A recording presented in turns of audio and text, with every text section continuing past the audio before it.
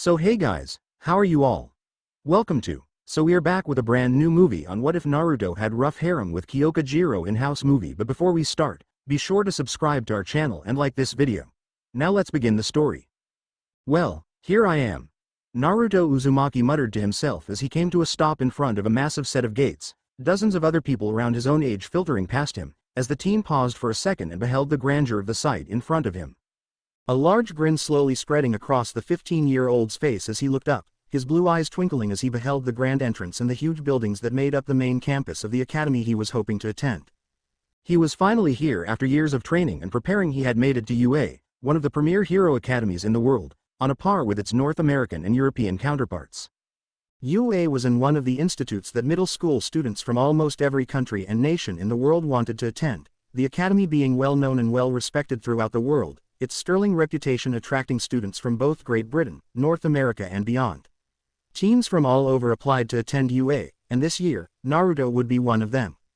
The prestigious Japan-based, international school offered numerous courses for its applicants to choose from its well-respected business and general studies courses to its renowned hero support course. UA's most acclaimed and famous course by far, however, was its hero course, a course that boasted some of the top-ranked heroes in the world, like All Might and Endeavor as alumni. This was the one Naruto was angling for.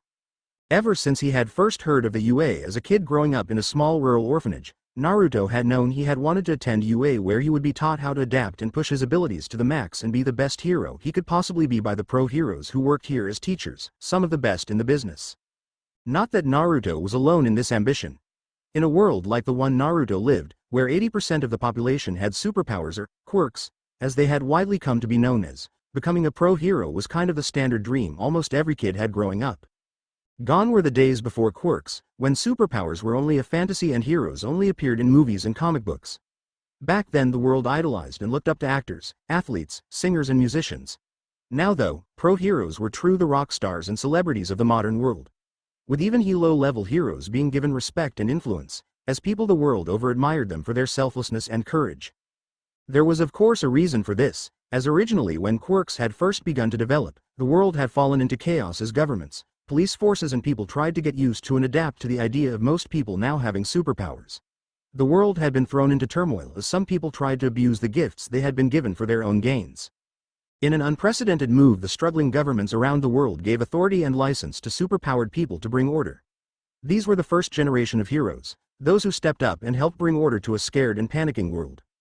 Nowadays, many generations later, becoming a famous hero was the dream for the majority of kids, whether that was for the fame and the wealth that accompanied the job, or to just help people. Pretty everyone wanted to become a hero.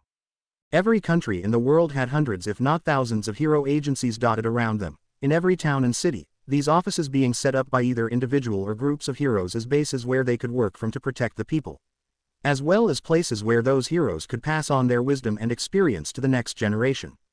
Now Naruto, growing up in the orphanage, had had a similar dream of being a hero, of fighting back the forces of darkness and protecting the people. But unlike others, his ambition was more than the kids. After all, Naruto didn't just want to be an ordinary hero, no, he wanted to become the #1 hero. He wanted to become the strongest and most influential hero in the world, a position currently held by the legendary hero known as All Might. And enrolling in UA, the largest, most prestigious and most difficult hero academy to get into in the world. Well, this was going to be the start of Naruto's journey to be #1. Opening parenthesis dash closing parenthesis. This is going to be awesome. Naruto shouted as he looked at the UA campus, grinning to himself as he slammed his fists together in front of him, a brief burst of flare of bluish energy appearing around his clenched fists as he accidentally activated his quirk in his excitement. Noticing this and the few looks he was receiving from other candidates that were walking through the gates, Naruto grinned sheepishly, letting his hands fall to his side and deactivating his quirk. People weren't supposed to use their quirks in public, at least not without having a license to do so, which was something that could only be gained through graduating from Hero Academy or through special dispensation from their respective government. Naruto had neither of these things. Chuckling awkwardly, Naruto glanced around before with a shrug he proceeded to walk through the gates of UA, noting as he did just how many other applicants there were. The competition for places at the academy was going to be fierce. Following the crowd, Naruto headed towards one of the large buildings that made up the academy's campus, mentally preparing himself for the trials to come as he did so. After all, thousands of people applied to get onto UA's hero course each year, and of those thousands many of them were rejected, with only the cream of the crop being allowed to attend. The UA Hero course having only 40 places on it each year meant that the competition for a place was stiff. It was for this reason that they had the exams though, with the first being a written exam, testing not only a candidate's academic knowledge, but also their situational awareness, their morality, and how they would analyze and then adapt to a hypothetical situation. It was to this written test that Naruto was heading, following the rest of the crowd as he entered the pre-designated building he was supposed to be taking his exam in. Naruto having been sent a registration card alongside his letter of invitation, one that included his examinee number, the building he was to take his written exam in which arena his practical test would be taken in. First things first though, he had to get through his written test. Now Naruto wouldn't say he was the most academically gifted of students. There had been a lot of students in his middle school who had done better than him. If he were to place himself, Naruto would put himself down at about average, not the smartest of people but not dumb either. If anyone was to ask him, he would say he was street smart as opposed to book smart. Which was true. He always had far too much energy to sit still in classes. ADHD is what his teacher called it.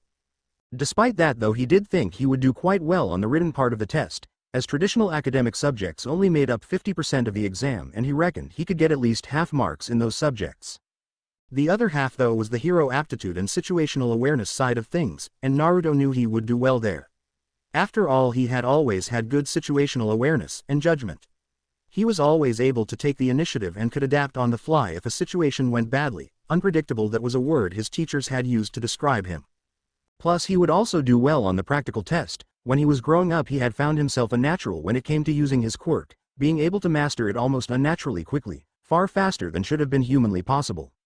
It was because of these reasons that he was so confident when he first went into the exam hall he had been assigned, joined by more than 100 other students, all of whom would be taking the same test. All of whom Naruto would be competing against for his place on the hero course. Opening parenthesis dash closing parenthesis. 4 hours later. Oh my god, that was so shit, Naruto shouted out loud 4 hours later as he walked down UA's main plaza, complete oblivious to anyone else as he vented his frustration, his loud shout making a number of other nearby students flinch. The set of exams he had just taken were a lot harder than he had thought. Either he had very much overestimated himself or he had underestimated the complexity of the questions. After taking a moment to think about it, Naruto realized that he should have known that this would be the case. After all, approximately 2,500 candidates were said to be taking the entrance exams this year, with the groups being separated into 24 different groups of around 100, with the exams stretching over the course of 3 days, with 8 groups taking part each day. Of these 2,500 candidates, only 40 would be able to join the hero course. Naruto already knew it was going to be competitive getting in, but having just taken the written tests he now understood just how hard it was going to be to get himself one of those 40 places that were available. For a moment as he continued on down the plaza, a small part of him regretted not applying for one of the smaller and less prestigious schools, of which there were many. But that small part of him was completely eclipsed by the other part of him that wanted to become the best hero in the world. After all, going to UA would give him a leg up in that respect. Still, just because he didn't do as well in his written test as he was hoping, that didn't mean that it was over. The written tests after all only accounted for a portion of the final mark. The physical part of the test was just as important, if not more. Grinning at that thought, Naruto nodded to himself, his confidence once again renewed and the fire within him burning hotter than ever. Before he could continue on to the briefing for the physical part of the test though, he was interrupted by someone stepping in front of him, a stern look on their face. "Excuse me," a loud, stern voice suddenly interrupting Naruto's thoughts and gaining his attention as he looked up at the speaker only to see a young bespectacled man, with a powerful build, short black hair and a stern expression etched onto his face standing across from him. "Can you please stop shouting and swearing? It is very distracting and not at all appropriate behavior for a prospective student of UA." Naruto cocked an eyebrow as he heard this, not at all sure what to think or do as the taller and broader boy got up in his face, waving a finger under Naruto's nose as he attempted to scold him like a parent would an unruly child. In the end, Naruto decided to do what he did best, be blunt and speak his mind. "Oh, piss off," Naruto said for want of anything better to say. The other boy looked shocked for a second as he heard Naruto's response, his eyes widening almost comically before an affronted expression crossed his face. "What's your name? I am going to be reporting you to the nearest teacher for your behavior." One again, Naruto looked surprised. He didn't think he had met anyone who was as up his own ass as this kid seemed to be. Even his rival at school had been this much of a prick. "The name's Naruto Uzumaki, just who the fuck are you?" The boy in front of him scowled as he heard yet more profanity from Naruto, puffing up a bit and glaring down his nose at him as he did so. "My name is Tenya Iida, from Somei Private School." Okay, well, Ideal from Somame. Can you go bother someone else? I mean, I've got to get to the candidate briefing and don't want to have to deal with you. Naruto once again replied bluntly, completely massacring Iida's name as he did so. Not that he was really that bothered. The name is Iida. The now named Iida replied hotly, beginning to get annoyed by Naruto's less than respectful attitude. Okay, cool. Well, I'll see you later, Ippa. Naruto replied glibly before he sidestepped the taller boy, purposefully getting the boy's name wrong that time. Partly because he knew it would annoy him. No, wait, that was the entire reason. My name is Tenya Iida. Iida shouted after Naruto as he twisted around to follow the other teen and continue his lecture, only for his eyes to widen as he realized he also needed to get to the briefing for the physical portion of the exam. After his quick escape from the lecture that Iida kid was attempting to give him, Naruto headed for the school's auditorium, following the rest of the candidates heading in that direction. As he did so, he couldn't help but stare at some of the other UA hopefuls that he passed, some of whom just looked completely ordinary with normal colored hair, eyes and body shapes. There were others though who looked distinctly unique, with one of the students he passed having rock-like skin, whilst another had bright pink skin and horns. Their unusual appearance were down to two reasons, the first being that person's quirk. After all, some quirks mutated a person's appearance because of the way their quirk worked, requiring physical changes for it to operate. The second possible reason was that they could have inherited their appearances from their parents, who themselves gained the unusual features from their quirks. Meaning that their inhuman looks in no way related to what their own quirk did, but was what they were born like. Naruto himself looked like a normal human, well, relatively normal that is. He did after all have spiky blonde hair, blue eyes, tanned skin, slightly longer than normal canines and 3 whisker marks on each of his cheeks. But that was about it. Whether these features related in some way to his quirk though Naruto wasn't entirely sure. His parents hadn't had whisker markings, or as far as he knew they didn't.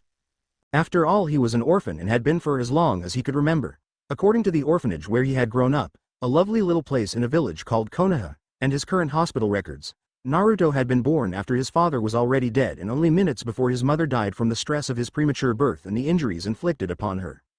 Apparently Naruto's parents had been pro-heroes, though neither of them had been massive on the world stage. They had both been relatively popular in Japan. His father, Minato Namikaze, having apparently had a quirk that allowed him to instantaneously teleport himself. Whilst his mother, Kushina Uzumaki, had the ability to create energy constructs and extend them from her body. 2 strong and flashy quirks that allowed them to become pros. Despite them not being as big as other heroes like All Might and Endeavor, the two of them had been good enough and popular enough to gain the enmity of a few villains. The worst of whom had tracked down Naruto's father and pregnant mother and had attacked them in their home, hoping to kill them off and make a statement to the wider community. The villain that had attacked the two had been a true monster of a man, one who abused his powers for his own gain, uncaring of the devastation he left in his wake. The man's name still wasn't mentioned in public even now 15 years after his death, for fear of him being idolized or martyred by the darker portion of society. The city where the confrontation had taken place had ended up being completely destroyed as both Kushina and Minato fought back. The other heroes in the area being drawn into the fray as the fight escalated. Eventually though the villain was slain, at the cost of both Minato and Kushina's lives. With Kushina only holding on to life long enough to give birth to Naruto and give him his name. Or at least that was what Naruto had been told when he was growing up. His father's former sidekick, Kakashi Hitaki, having visited him in the orphanage over the years. The older man having at least told Naruto about his parents, even he if hadn't the time or the inclination to adopt Naruto. Still though Naruto appreciated Kakashi making at least a little effort to help Naruto out over the years, just as his mother and father's other friends had done. Both those who were heroes and those who were not. Making his way through the crowds of other students all heading for the auditorium, Naruto quickly shrugged off his grim thoughts about the past, seeing no point in thinking about events that he would never be able to change, but which had still shaped him into the person he was today. Instead Naruto focused on the present. The blonde-haired teen striding forwards purposefully, a grin slowly crossing his face as he began to think about the trial to come, his excitement and anticipation building at the thought of being able to fully and freely use his quirk in a highly competitive test. As he walked forwards completely focused on the task ahead of him, Naruto ignored some nearby commotion. An incident caused by some wimpy, green-haired kid tripping over his own feet and nearly falling flat on his face. The boy only being saved the embarrassment by another student, a pretty girl with shoulder-length brown hair and some gravity-based quirk, who used her power to make the clumsy kid float. Normally Naruto would have stopped and gawked at something like this, Naruto enjoying a good show as much of the next person, and judging by just how red that kid was becoming in his stuttered response as the girl spoke to him, it would likely be a good show. Unfortunately though, that run-in with Tenya Ida had made him late, and with the briefing about to start he wanted to get himself a good seat. So grudgingly he forced himself to ignore the stuttering kid and instead headed into the large auditorium. Joining the crowd of other candidates all shuffling into the building, Naruto soon entered, letting out a slight whistle as he looked around and saw how big the room was. It was like an entire stadium, with rows upon rows of seats going in a big circle all the way around, the seats all being tiered so as to allow everyone to have a good view of the main stage. Walking up the steps, Naruto quickly took his seat, sitting next to the girl he had seen before outside the auditorium. A girl around the same age as Naruto with pink-tinted skin and unusual eyes which had black sclera and yellow irises. The girl also had unruly, short pink hair quite similar to Naruto's own, except her own hair was pink. Oh, and it had a pair of sharp golden-colored horns protruding out of it. Overall though, the girl cut a striking figure, and one that Naruto knew would make her a popular hero if she graduated. As Naruto took his seat, the girl next to him glanced over, a large smile spreading across her face as she looked him up and down, her gaze coming to rest on Naruto's cheeks. The girl having no doubt noticed his whisker marks, a feature that many though made him look cute, which Naruto vehemently denied, as he instead insisted he was ruggedly handsome, not cute or adorable.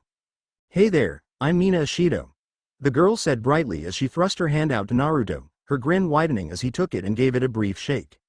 "Hi, I'm Naruto Uzumaki," Naruto replied equally enthusiastically, already getting the feeling he would get along very well with this girl. "So how did you do on the written exam?" "I did terrible, I only hope I am able to make up my points in the physical test," Mina said in a bubbly tone, not at all embarrassed to admit that she hadn't done well in the written tests.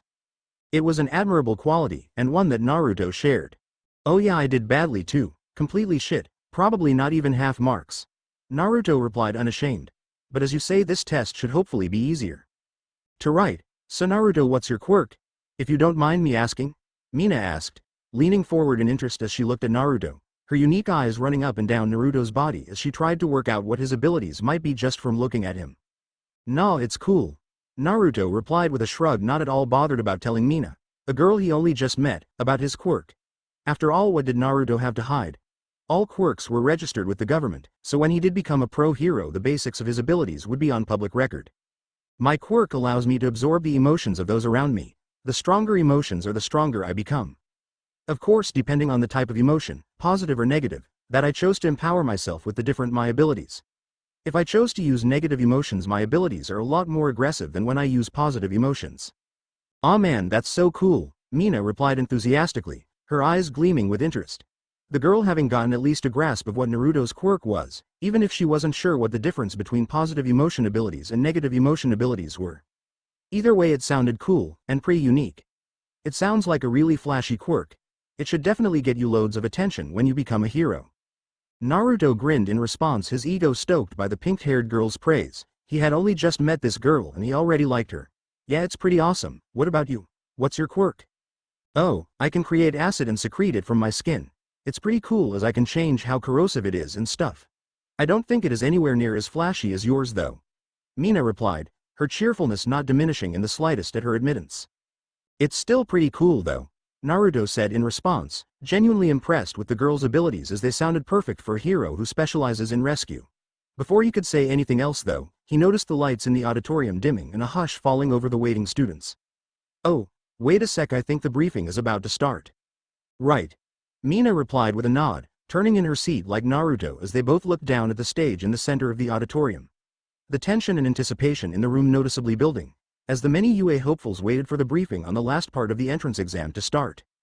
As the room fell silent and the main lights in the room dimmed, the feeling of anticipation began to grow amongst the waiting UA candidates. As the seconds stretched on, the expectation continued to build, with muttering starting to break out, until it suddenly stopped when the stage was suddenly lit up. The spotlights now on the stage revealing someone patiently waiting in the middle. It was a man, one who had excessively spiky and wild blonde hair that extended over a foot above his head, a pair of orange-tinted glasses, and some kind of contraption around his neck that looked like a big speaker in the shape of a collar. Despite his unique appearance though, pretty much everyone in the auditorium recognized who this man was. This was the pro hero known as Present Mike, a well-known hero who taught here at UA, plus a well-known radio DJ too. "Welcome everyone to my live show," Present Mike shouted the moment the lights turned on, a large smile on his face as he thrust both hands out either side of him, jabbing his fingers at the waiting crowd of candidates, his voice sounding out loud and overly enthusiastic.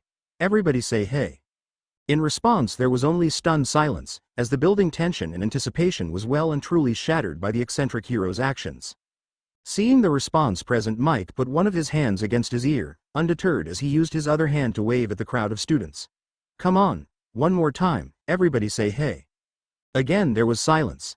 Tough crowd, President Mike said, his grin not faltering as he instead began to address the crowd, getting on with what he was here for.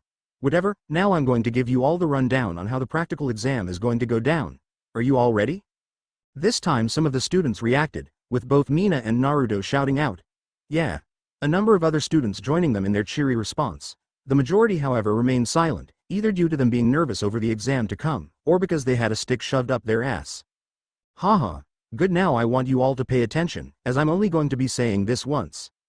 President Mike shouted in response, his voice amplified by the speakers around his neck as he struck yet another dramatic pose before continuing on with his speech.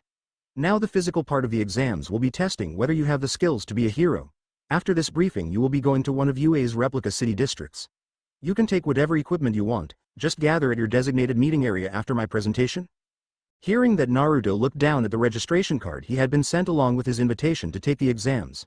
The card showing the letter E. Seeing this, Naruto then glanced over at Mina's card, noticing as he did that she was checking his card out too. You got arena E too? Yep, it looks like we'll be in the same arena, Mina replied with a smile, bumping Naruto's shoulder with her own as she did so. Awesome, this is gonna be cool, Naruto replied, a large grin on his face as he fist pumped the air, the anticipation for the fight to come really firing him up. Oh yeah. Mina cheered, fist pumping the air like Naruto as she did so. There'll be loads of faux villains spread all over the battlefields, and each one will be rated as either a 1, 2, or 3-pointer, depending on what type it is. Your job is to use your quirk to take out as many of them as you can and rack up a high score. But there are rules, you can't attack other competitors directly. That's nasty anti-hero stuff and we'll see any student doing it, disqualified. President Mike shouted out again, outlining the rules even as several large overhead screens powered up at his words, showing the dark outlines of 3 different robots, each of which had a number from 1 to 3 posted next to it. Excited whispers began to fill the hall as they heard that, with Naruto and Mina sharing an excited grin. Before any more could be said though, a stern voice spoke out, stopping President Mike from continuing and drawing all the attention in the room to the speaker. Seeing who it was that was speaking, Naruto rolled his eyes. Excuse me, Tenya Iida said loudly, the well-built, bespectacled boy standing up, a stern expression on his face as he looked down at President Mike. On the handout we received, there are clearly 4 types of villains listed. If this is an error, then it's a huge embarrassment for a top-tier international academy of UA's caliber. What is the meaning of this? We were given a handout? Naruto muttered to Mina, getting a shrug from the girl in response.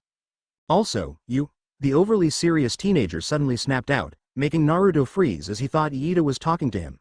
Only for Naruto to relax as he saw the target of the boy's ire was the same green-haired kid that had made a spectacle of himself outside. Quit muttering to yourself. We're trying to pay attention. If you think UA is just for fun, then leave this place at once. Almost everyone turned to look at the boy as they heard Iida's accusations. Even Mina and Naruto looking over curiously, neither of them having heard him muttering, but both interested all the same. In response, the kid turned almost bright red, before he began to sink into his seat. What a dick. Naruto muttered as he scowled at Iida. He didn't know the kid who Iida called out, but he still thought it was a bit out of order for the other boy to single out and embarrass the kid like that. It was a bit harsh, Mina said with a nod of her head as she looked from the red-faced boy to the one who had spoken curiously. The pink-haired girl having never liked those who enjoyed pushing others around, Mina having stood up to and punished many bullies in her middle school years. Now no need to worry. President Mike spoke up, pointing dramatically at the teen with the glasses. Though you make a good point, young man, so let me explain. The 4th type of villain is called the 0-pointer. It's a big gimmicky thing that goes wild in tight places. If I were you, I'd do my best to avoid that sucker. I see, forgive my interruption, Iida replied, giving a half bow to the amused-looking pro-hero before primly sitting down. Well, I think that's enough from me, President Mike continued as he grinned around at the waiting candidates. I think I'll leave you with a quote that my academy prides itself on: go beyond. Plus ultra. Now get out there and have a great time. At Arena E, Naruto let out a whistle as he looked over at the duplicate city district laid out before him. It was pretty damn impressive, really realistic too. It must have been a square mile in size, with numerous large tower blocks, narrow streets and roads. The entire thing looked like it had just been lifted from a real city. Hell, it even had a few cars dotted around the roads. Aw man, this is huge, it's going to be impossible to even find any of the robots. Mina complained from where she was standing next to Naruto. The pink-skinned girl having overcome her awe at the replica city a lot faster than Naruto, instead focusing on the task to come. Yeah, that place is gonna get trashed, Naruto said bluntly. After all, with people freely using their quirks to take down and fight the robots in the city district, well, there would be a lot of destruction. Mina rolled her eyes as she heard that. I swear, what is it with guys with flashy quirks? I think the idea is that you try not to destroy the city. Ah, but it'll be so much easier, Naruto complained, scuffing one of his feet along the floor. It's not very heroic though, is it? Mina asked with a slight laugh at Naruto's actions. I can see what you mean though, it's probably why they stuck it in a city to begin with. I mean, we are more likely to be fighting villains in built-up areas than open spaces. Which means we have to learn how to do it without creating too much collateral damage. Yeah, collateral damage, Naruto chuckled nervously, scratching the back of his head. Subtly isn't really my strong suit. Mina snorted at that. Yeah, mine neither. You fancy sticking together in there, work together to take down as many as possible? Naruto asked, not really thinking his proposal through as he just asked what was on his mind. That would probably make it harder for both of us to rack up the big points. I mean, it'll be easier for both of us if we split up. Mina replied with a smile, gently shooting down Naruto's idea. Yeah, of course I gotcha. Naruto said, cottoning on to what she meant, sharing a smile with Mina before he turned and looked around at the rest of their group. Not really seeing anyone else he recognized, like that Iida kid, or the wimpy green-haired kid. He did see quite a few interesting quirks though, as there was a pretty girl a few feet away with short black hair, piercing dark eyes and what looked like wires coming down from her earlobes. Plus another girl who had green vine-like hair, and delicate almost angelic features, as well as a body to die for. Naruto shook his head at that thought, trying to get his mind back on the game and away from distracting thoughts about girls. This of course wasn't helped by his new friend Mina, the attractive, yet exotic-looking girl having started to do some rather provocative stretches as she prepared for the exam to start. Closing his eyes, Naruto began to go through some breathing exercise, first inhaling deeply and then exhaling. Starting to mentally prepare himself for the challenge to come as he began to feel out the excited and nervous emotions of those around him. Feeling the energy running through his body as he decided to focus on the positive emotions, Naruto opened his eyes, his mind suddenly clear, the area around his eyes having turned slightly orange even as his irises turned a solid golden color. The physical indication that he was now drawing on the positive emotions of those around him to empower himself. Okay, everybody start. The voice of Present Mike suddenly rang out, drawing everybody's attention to where the pro hero was standing on an observation tower. All of the candidates around Naruto looking confused about what was going on. Before anyone could ask though, the pro hero just laughed before yelling out again so all the participants could hear. What are you waiting for? There isn't a countdown in a real battle. You greenhorns, get those legs moving. Closing his eyes, Naruto began to go through some breathing exercise, first inhaling deeply and then exhaling. Starting to mentally prepare himself for the challenge to come as he began to feel out the excited and nervous emotions of those around him. Feeling the energy running through his body as he decided to focus on the positive emotions, Naruto opened his eyes, his mind suddenly clear, the area around his eyes having turned slightly orange even as his irises turned a solid golden color. The physical indication that he was now drawing on the positive emotions of those around him to empower himself. Okay, everybody start. The voice of Present Mike suddenly rang out, drawing everybody's attention to where the pro hero was standing on an observation tower. All of the candidates around Naruto looking confused about what was going on. Before anyone could ask though, the pro hero just laughed before yelling out again so all the participants could hear. What are you waiting for?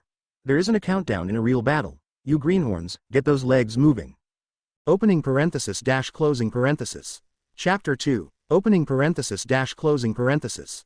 At the arena, there was a sudden silence after Present Mike made his announcement, all of the prospective students pausing for a moment as what the pro hero just said filtered through their minds. Naruto, like the others, paused as he heard what the eccentric man said, but unlike the others he had already powered himself up and was ready to leap into action at a moment's notice. Which is exactly what he did, as the positive emotions he had previously been absorbing had brought a sense of clarity to the blonde's mind, which allowed him to react barely a moment after Present Mike spoke. Without a sound, Naruto twisted round, turning from facing the eccentric Present Mike and instead looking to the arena, before he exploded forward, his arms and legs burning with energy as he propelled himself through the crowd of waiting students. Naruto literally leaping over several confused students as he entered the replica city district. The first in his group to do so, which gave him the advantage of being able to engage the enemy first and get a few kills in before the rest of the panicking students caught up with him. Not pausing for a second once he entered the city, Naruto continued moving, eating up the distance as he pumped his muscles. As he did so, Naruto also noticed the shouts and exclamations coming from behind him as the other students all caught onto what was happening, not that he let them distract him from his goal. Rushing through the streets, Naruto soon caught up to the first foe villain. A big bulky robot with 4 legs and what looked like 2 Gatling guns for arms. Not that this gave Naruto pause, as when using positive emotions to empower himself, not only was his strength, speed and reflexes all heightened, but so too was his durability. His body at the moment being strong enough to easily tank a shower of bullets without issue. Not that Naruto was going to give the robot a chance to fire on him, no, because that would be silly. With that in mind, he continued forward, his right hand raised as he manipulated the positive energy flowing through him. The blue energy soon taking on the form of a spiraling ball in the palm of his hand, a Rasengan as Naruto had taken to calling it. With a grinding of metal on metal, the robot quickly turned to face Naruto, its Gatling guns already beginning to spin as it prepared to fire. Before the bot could get off even one shot though, Naruto was in front of it, his hand lunging forward as he slammed his Rasengan into its head. The spiraling ball of blue energy tearing and shredding the metal to pieces as Naruto cleaved right through it. That's 3 points. Naruto muttered to himself as he ran through the destroyed 3-pointer robot, ignoring the shrapnel that bounced off his rock-hard skin as he did so. And soon another 3. Naruto continued with a grin as he plowed forward into another 3-point robot, not bothering with an attack this time as he just used pure force to spear his way through it. Continuing on through the rubble, Naruto headed towards the center of the city, where he guessed most of the bots would be gathered, destroying any robot that got into his immediate path as he did so. Naruto having resorted to either punches or kicks to shatter the robot, not bothering with Rasengans, now he realized how weak his opponents were. After all, a Rasengan took about 5 to 10 seconds to power up and form, on top of which it used some of the energy he was absorbing, which took energy away from reinforcing his body. It could of course be reabsorbed back into his body after he used it, but again that took a few seconds too. A few seconds may not sound like a lot of time in principle, but in practice, in a real battle, it could mean the difference between winning and losing. Which is why Naruto focused on raw strength, speed and ferocity, alongside his own close combat abilities which were advanced for his age. Continuing on through the city, darting from robot to robot, occasionally passing another competitor as he weaved through the narrow streets, using his enhanced strength to leap forwards as much as 20 feet at a time. Naruto quickly racked up the points, getting nearly 50 points by the time 10 minutes of the 15-minute exam had passed. Soon enough though, he found himself faced with a problem, finding the enemy, as the more time passed the less robots seemed to be left, Naruto and the other students having vastly whittled down their number. Normally he would able to guide himself by sensing his opponent's emotions, a trait that was necessary due to him using emotions like fuel, easily locking himself their location like a bloodhound with a scent. This time though he wasn't fighting people, but robots, cold and unfeeling machines. Which meant he had to find them the old-fashioned way by using his enhanced physical attributes to cover as much ground as he could. "Hey, that one was mine!" a kid suddenly shouted out, the boy being very short with what looked like purple balls on his head instead of hair. His voice somewhat lispy and his face petulant as he scowled over at Naruto, clearly irritated that the blonde had just dropped from the sky and landed feet first on a 1-point robot that had been about to attack the other kid from behind.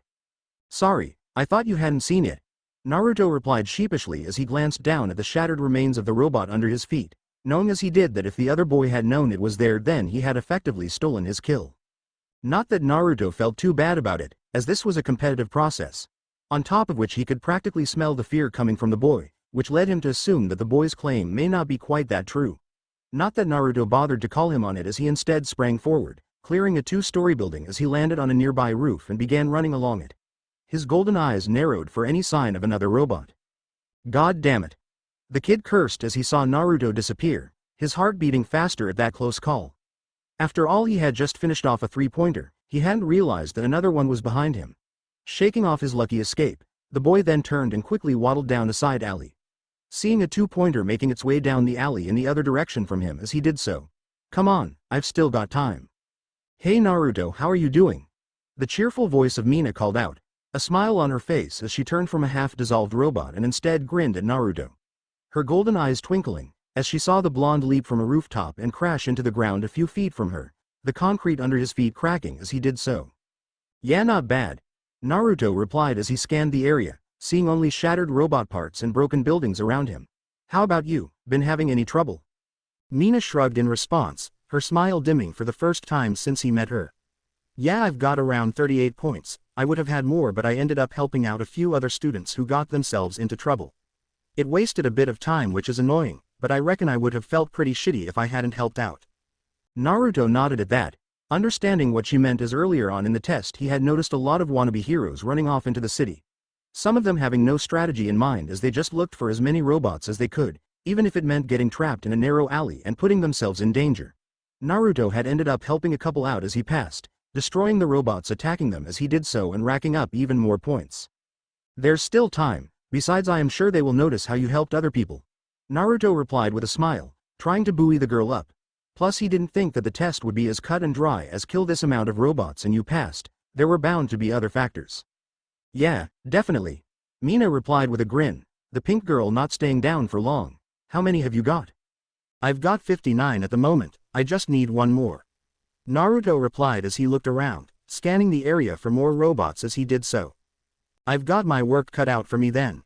Mina replied with a competitive grin at Naruto, not at all concerned with the fact his score was higher than hers at the moment, as she instead turned and ran forwards.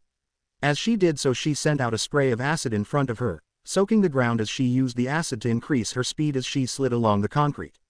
Hey wait! Naruto shouted in response as he turned around and leapt after her, the concrete cracking even more as he fed off the excitement, exultation and hope he could feel in the air, ignoring the frustration and fear as he did so. After all, when he absorbed positive emotion, Naruto became stronger, faster and more durable, on top of which his mind became clearer and his senses extended. The stronger the emotions around him and the more people there were, the more intense and powerful these abilities become. He called this form, Yang mode. When he instead absorbed negative energy though, he gained some similar attributes like becoming stronger and faster, but he also gained different attributes like heightened aggression and instead of becoming more durable in this form he gained regenerative abilities instead. Just like with his other form, the more intense the negative emotions around him, the stronger and more aggressive his yin form, as he called it, became. On top of this though, his darker form also gained a cloak of red negative energy that he could manipulate to take the form of any construct he wanted, like blades, or hammers or chains. It was because of these differences that Naruto was choosing to focus on using his yang form, as the heightened aggression from his yin form could be a detriment in a test like this. After all, he could lose focus and end up missing out on opportunities to increase his points. Ideally, Naruto would have liked to have absorbed both emotions, balancing his yin form and yang form. Unfortunately though, at the moment he hadn't been able to figure out how to, at least not without damaging his body. Continuing on through the city, Naruto ended grinning as he saw Mina shooting ahead of him, the pink-haired girl easily destroying 2-point robots in a single sweep as she unleashed a spray of corrosive acid. Nodding his head at that, Naruto landed on the side of a tower block, his fingers digging grooves into the side of the wall as he began to crawl up it, using his heightened strength and durable skin to dig himself handholds, hoping as he did so that the height advantage it gave him would allow him to spot more robots. 2 minutes remaining. The voice of Present Mike suddenly rang out. The sound of his voice, amplified as it was through his quirk, being easily audible in all of the arenas and for all of the students taking their exams. Narrowing his eyes as he heard that, Naruto then leapt off the building, his sharp eyes narrowing as he saw a 2-point robot in the street below, the medium-sized faux villain weaving between the rubble and its destroyed counterparts as it headed down the street to where a small melee was taking place between the squabbling students and the remaining robots. Landing on the ground with a crunch, Naruto had to hold back a wince, pushing back the sudden flare of pain he felt in his knees as he rolled forwards. Ducking under the robot's swing before lunging forward, his hand gripping onto the bot's face as he followed through with the momentum, knocking the robot over before slamming its metallic head into the concrete, his hand shattering the robot's head against the asphalt road beneath him. Naruto holding back another wince as he felt several fragments of the metal dig into his hand, leaving pink scratches. Looks like time's up, Naruto muttered to himself as he looked down at his hand, noticing the scratches from the metal as he did so. He knew the reason, of course. Present Mike's announcement had caused a sudden change in the students' overall emotions. The announcement had caused an influx of panic, anxiety, frustration, worry and fear. Effectively, it had caused the negative emotions in the area to flare, whilst the positive emotion diminished rapidly as all the students began to panic. This had affected Naruto by drastically reducing the amount of positive emotions he was able to use to empower himself, which in turn reduced his own strength, speed and durability. Releasing his grip on his remaining positive energy, his eyes returning to their usual blue color, Naruto paused for a second as he began to draw on the negative energy. his eyes turning a blood-red color, even as his spiky blonde hair became wilder and shaggier, the whisker marks on his face thickening and becoming more ragged. Letting out a faint growl, Naruto's hand slammed into the ground, the faint red scratches rapidly fading even as the nails on his hands extended and became more bestial, more claw-like. His canines also extending and sharpening as he felt his body begin to burn. The cool, tranquil warmth of the positive energy leaving his body and being replaced by the burning, angry fire of the negative energy. Not enough, not yet. Naruto muttered to himself as he looked at his hands and saw he hadn't absorbed enough negative energy to gain his energy cloak yet. Pushing that thought aside for now, Naruto instead took off, bounding through the streets. His movements more animalistic as he used his arms to help propel him over obstacles. Within moment Naruto found himself at intersection, following the negative emotions as he found the area crawling with robots and a desperate mass of students trying to finish them off. Surveying the area, Naruto saw Mina slipping and sliding here and there as she used her mobility and speed to steal kills from other prospective students. He also saw the girl from before, the one with the wires coming from her ears releasing some kind of sound wave that shattered the surrounding robots around her. Haha, 51. Mina shouted as she slid past Naruto, not batting an eye at his now fearsome appearance, the pink-skinned girl more interested in passing the test at the moment.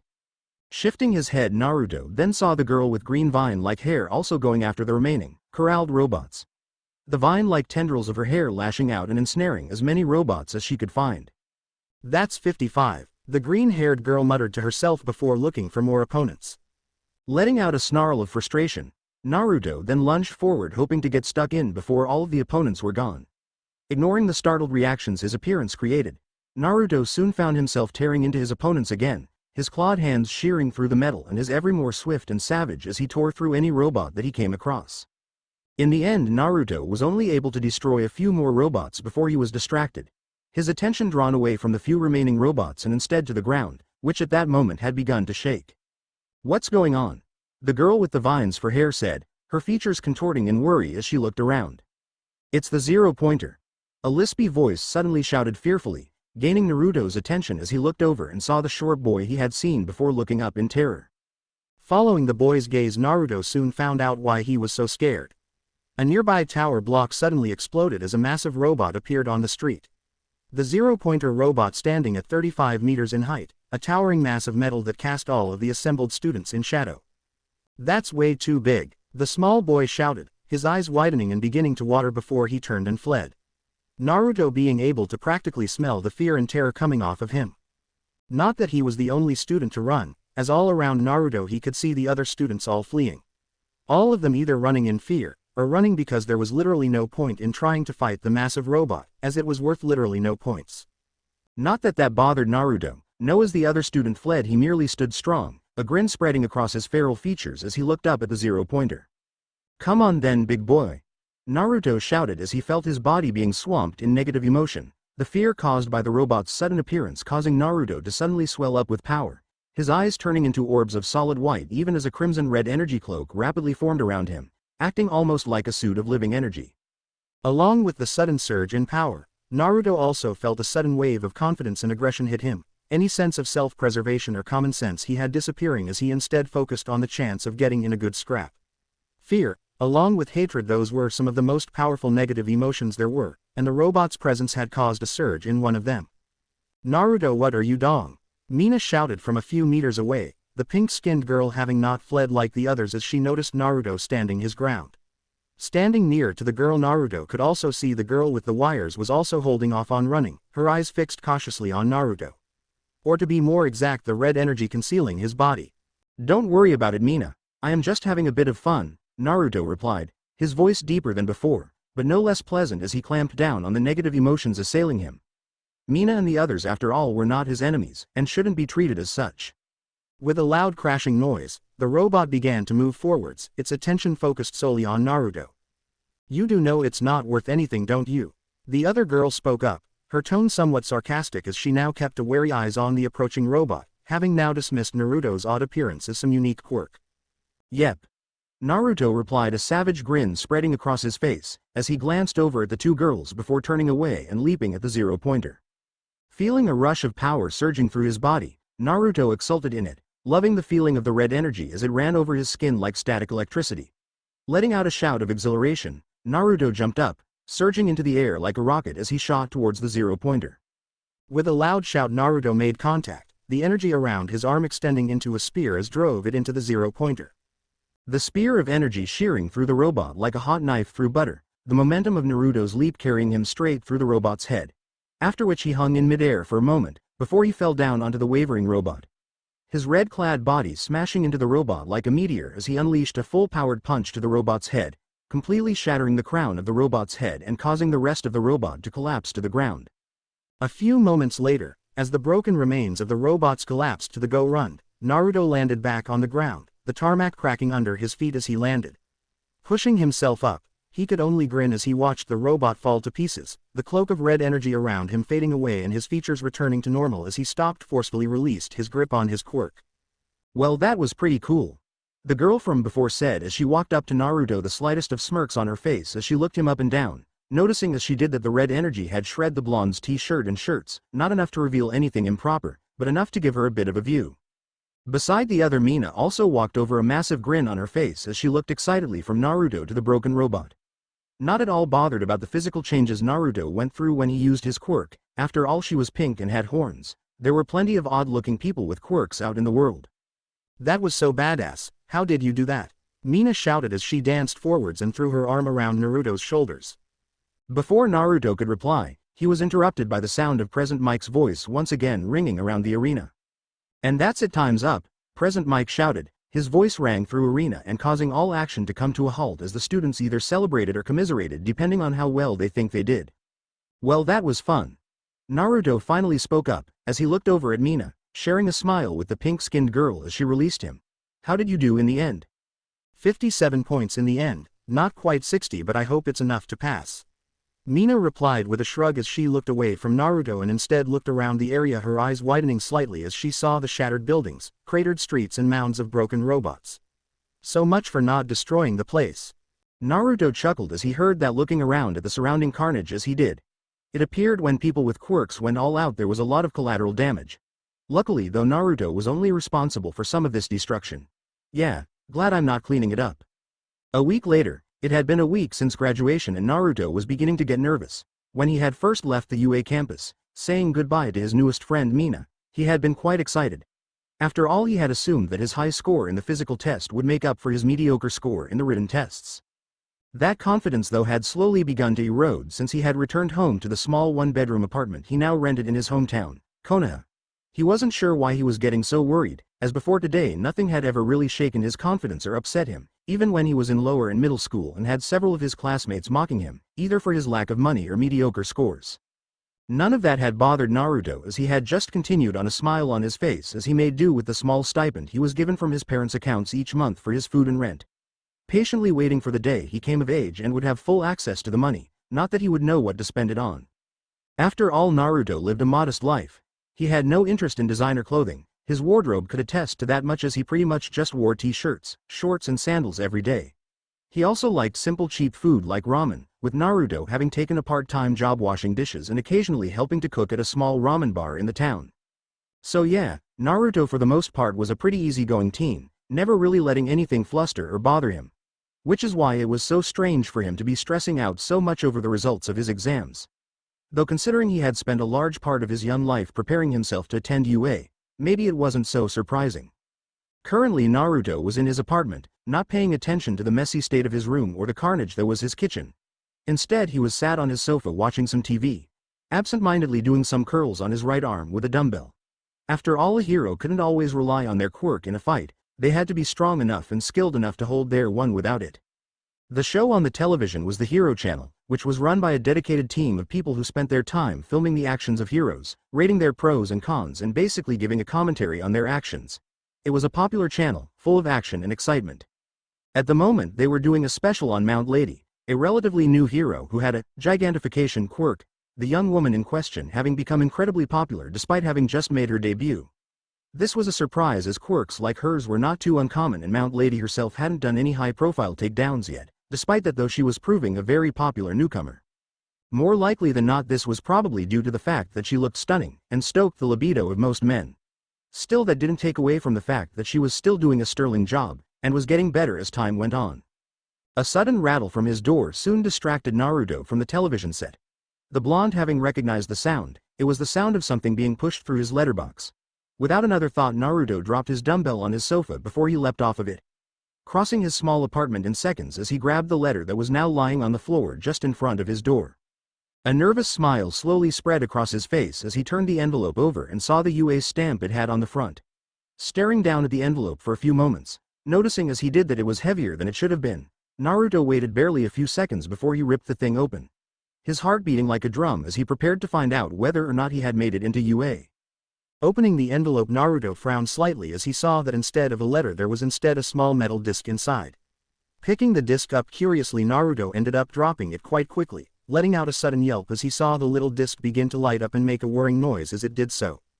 "I am here, as a projection." A sudden loud and familiar voice rang out, gaining Naruto's attention as he recognized the voice and catchphrase as belonging to the world's #1 hero, All Might.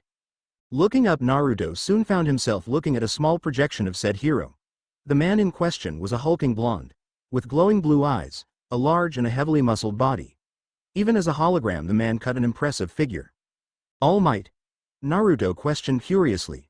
"Yes, young Naruto Uzumaki, it is I, UA's newest teacher, All Might," the hologram continued speaking. "Can you hear me, or is this a recording?" Naruto questioned as he idly poked the metal disc, his curiosity getting the best of him.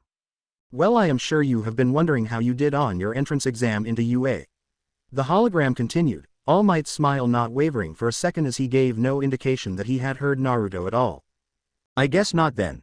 Naruto muttered to himself as he scooped the disc up and placed it on his coffee table, leaning forward in his seat as he did so, his attention solely fixed on the image of All Might. "Yes, well, I am sad to say you failed the written exam with only 55%, a bit of a low score when compared to the average score of 89%. All Might continued, his tone not changing for an instant. Hearing that, Naruto felt cold all over, an empty feeling washing over him as he heard how far off the average he was.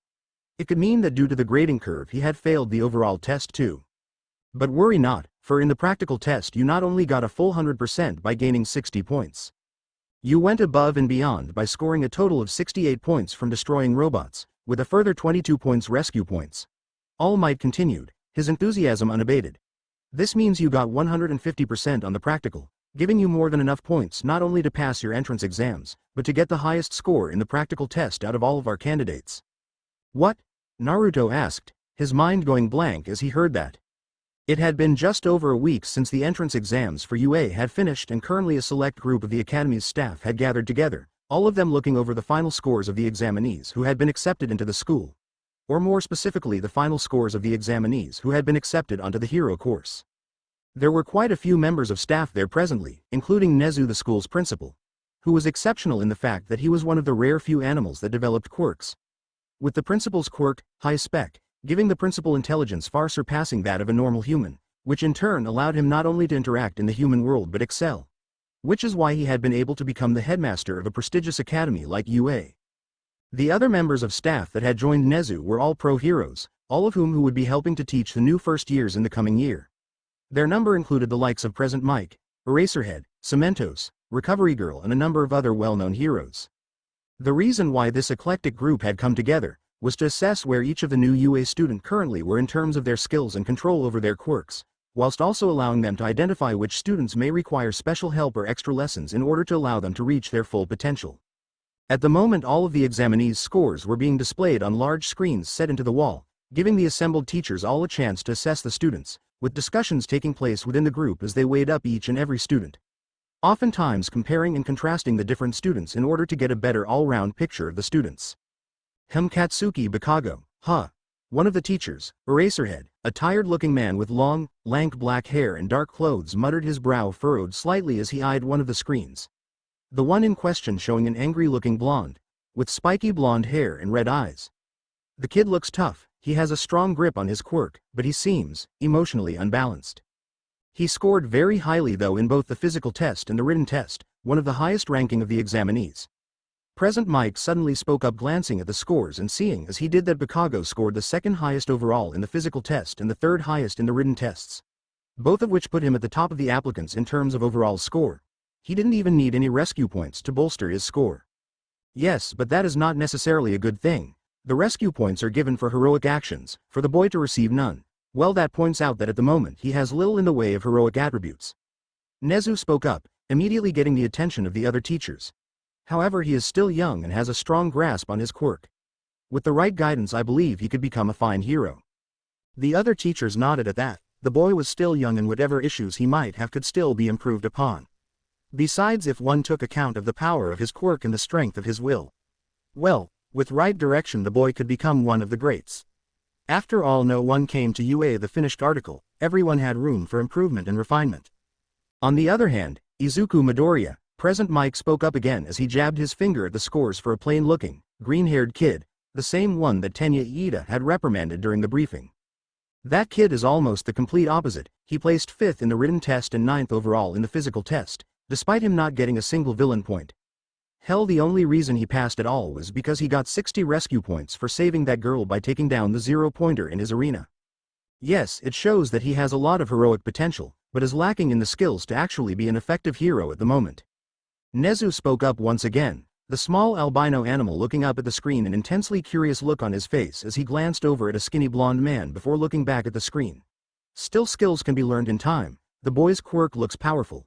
It is likely he just needs to improve his control over it. For the moment I believe he is a good candidate going forwards, even if he may need a lot of work. But the injuries he received from the blowback of his quirk were intense. A small old woman spoke up, this being Recovery Girl, who due to her healing quirk acted as the academy's medic. It was as though the child had just manifested their quirk for the first time. It's true insofar that he needs a lot of training. Another teacher spoke up, this one being a man with blocky features and gray, rock-like skin. But if he gets to a point where he can use that power without blowing his body up, he'll definitely become a talented hero. That punch, it almost reminded me of All Might. The skinny blonde man in the room twitched slightly at that, his faintly glowing blue eyes looking over at Cementos, the hero who had just spoken. Naruto Uzumaki though. Nezu spoke up again, his gaze moving from Izuku Midoriya's picture to one of Naruto. His words gaining the rest of the room's attention as they surveyed the profile of a blonde-haired, blue-eyed examinee, a faint smile playing around Nezu's mouth as he did so. Of the successful students, he scored 32nd in the written test, not the worst but not the best by a long shot. Despite that though, in the written test he scored the highest in the entire group, with him both accruing 78 villain points and 22 rescue points. It's an admirable score, and his academic skills, although on the lower end of the spectrum, can be improved with enough work. The dark-haired man spoke up once again, his dull eyes fixed on Naruto's picture. His quirk though and his control over it, it's very impressive. Yes, though the blood of heroes flows through his veins. Nezu spoke up again, the slightest of smiles on his face. Both of his parents were former alumni after all, Minato Namikaze and Kushina Uzumaki. Recovery Girl nodded as she heard that, a faint smile playing around her face as she remembered the two heroes when they had attended UA as teenagers. Yes, I remember them. They were both very talented and became splendid heroes. It's just a shame that they died like they did. Still though, their son looks to have inherited both Minato's skill and Kushina's enthusiasm. The yellow flash and the red hot habanero. Yeah, I remember hearing about them back when I was a kid. Present Mike spoke up, his brow furrowed as he remembered the pair of heroes who had been a relatively well-known duo back when he was a student in UA. So he's their kids? That's pretty cool. Beside him Eraserhead nodded, as he too remembered hearing about them when he was younger. Still, just because a kid's parents were good, didn't necessarily mean the kid was. As far as the dour man was concerned, this Naruto Uzumaki was nothing special. He was just like everyone else, and like everyone else he would need to prove himself worthy of graduating UA. Yes, it seems like this year's crop of first years may be the strongest we've had in years. Nezu said thoughtfully, now then, the next student. A few weeks later, it had now been a few weeks since Naruto had been sent his invitation to UA, and he had been using the limited time he had left wisely. Which is to say that he had been sleeping till midday every day and had been trying to enjoy what little of his free time remained until classes started. That's not to say he hadn't done any training. After all, the hero curse would likely be very physically demanding, as he had kept up with his daily routine. 100 press-ups, 100 sit-ups and a 5-mile jog. Now his brief respite was over as it was time for classes at UA to start, which meant that Naruto now had to move out of his cushy apartment in Konoha and instead move into the UA students' dorms.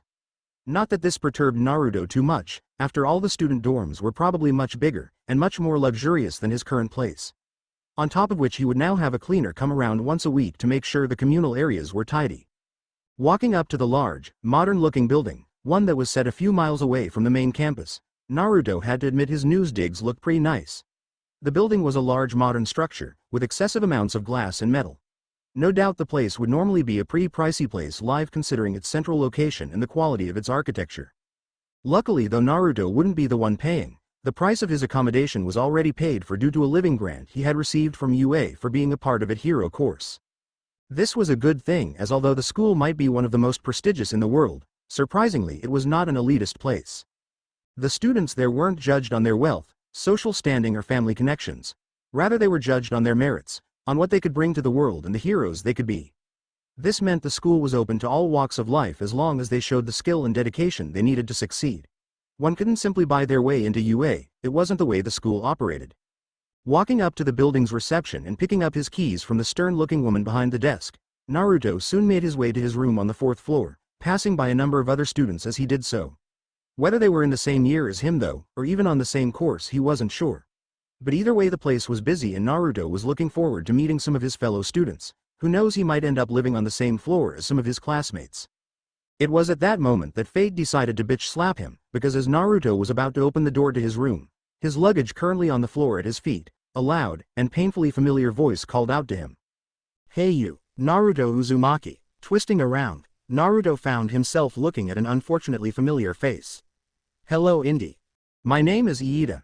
Tenya Iida replied, his brow furrowing in irritation as he stood across from Naruto, his arms crossed and a frown on his face, the boy now being dressing more causally than before in a gray t-shirt and a pair of blue flared jeans. "I'm beginning to think you're getting my name wrong on purpose." "Surely not," Naruto replied sarcastically, an innocent smile spreading across his face. "Yes indeed, and if that is the case, then I have to say it is a poor way to endear yourself to your future classmates." Iida replied sternly, Naruto's sarcasm going completely over the boy's head. "You're right," Naruto allowed, knowing as he did that pretending not to know the boy's name while amusing for him was a bit childish, and considering he was hoped to become a hero, a role model, then it was a bit unbecoming. As such he should tone it down, a little, meaning that he'll only do it now and then. "But anyway, what's up? I am guessing you made it into UA then." "Why yes, of course. Just like my brother and parents before me, I have done the Iida bloodline proud," Iida replied enthusiastically before the boy began to ramble on about the honor and prestige of coming to UA, as well as extolling the merits of coming to this school over the other famous ones in Europe and America. "And you're also living here?"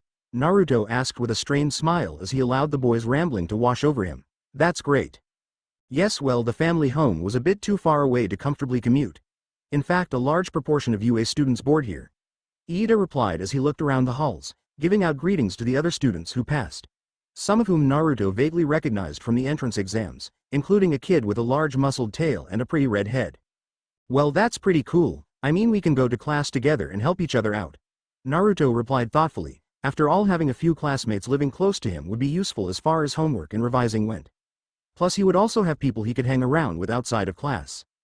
"Yes, though I do hope you will not use this as an opportunity to shun work," Iida replied, instantly jumping to conclusions as he saw the gleam in the blonde's eye. "No, of course I won't. Do I seem the type?"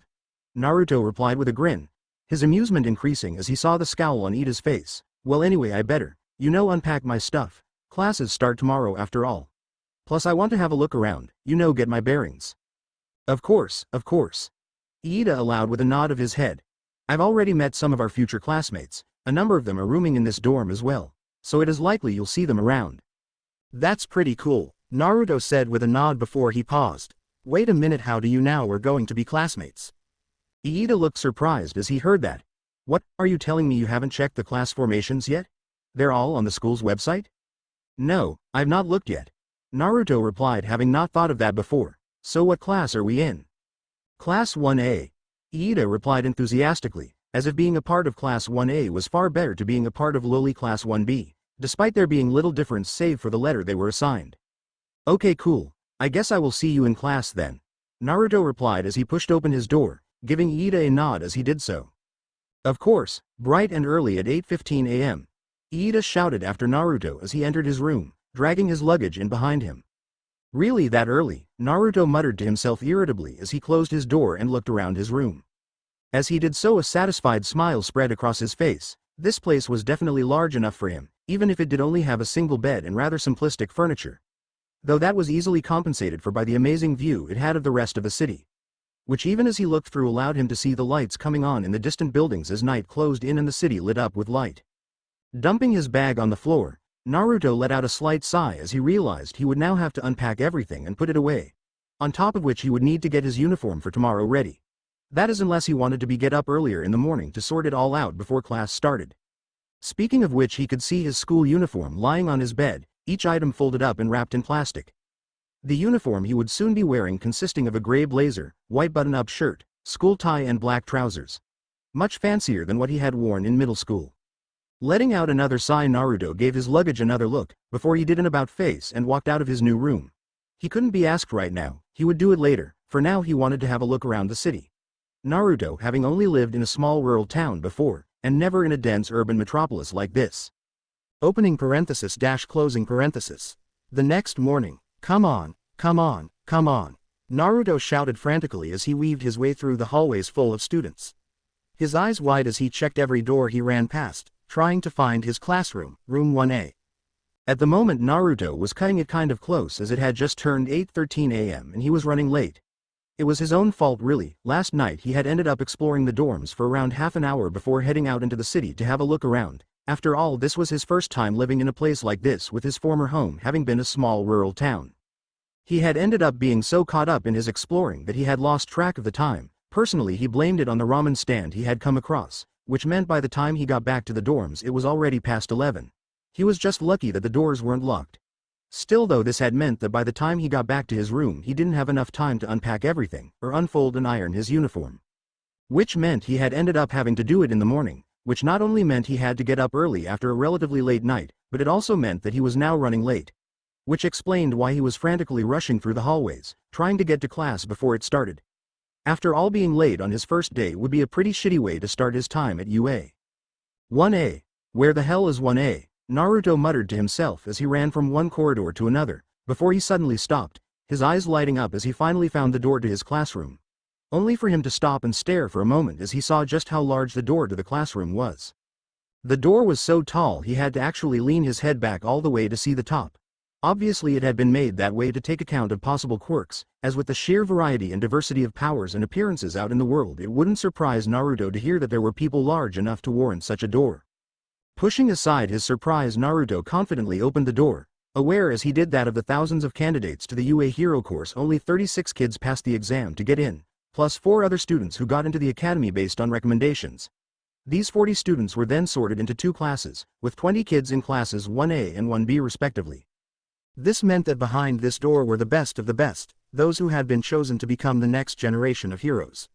A number which Naruto now counted himself in, as he too had passed the exams entirely on his own merit.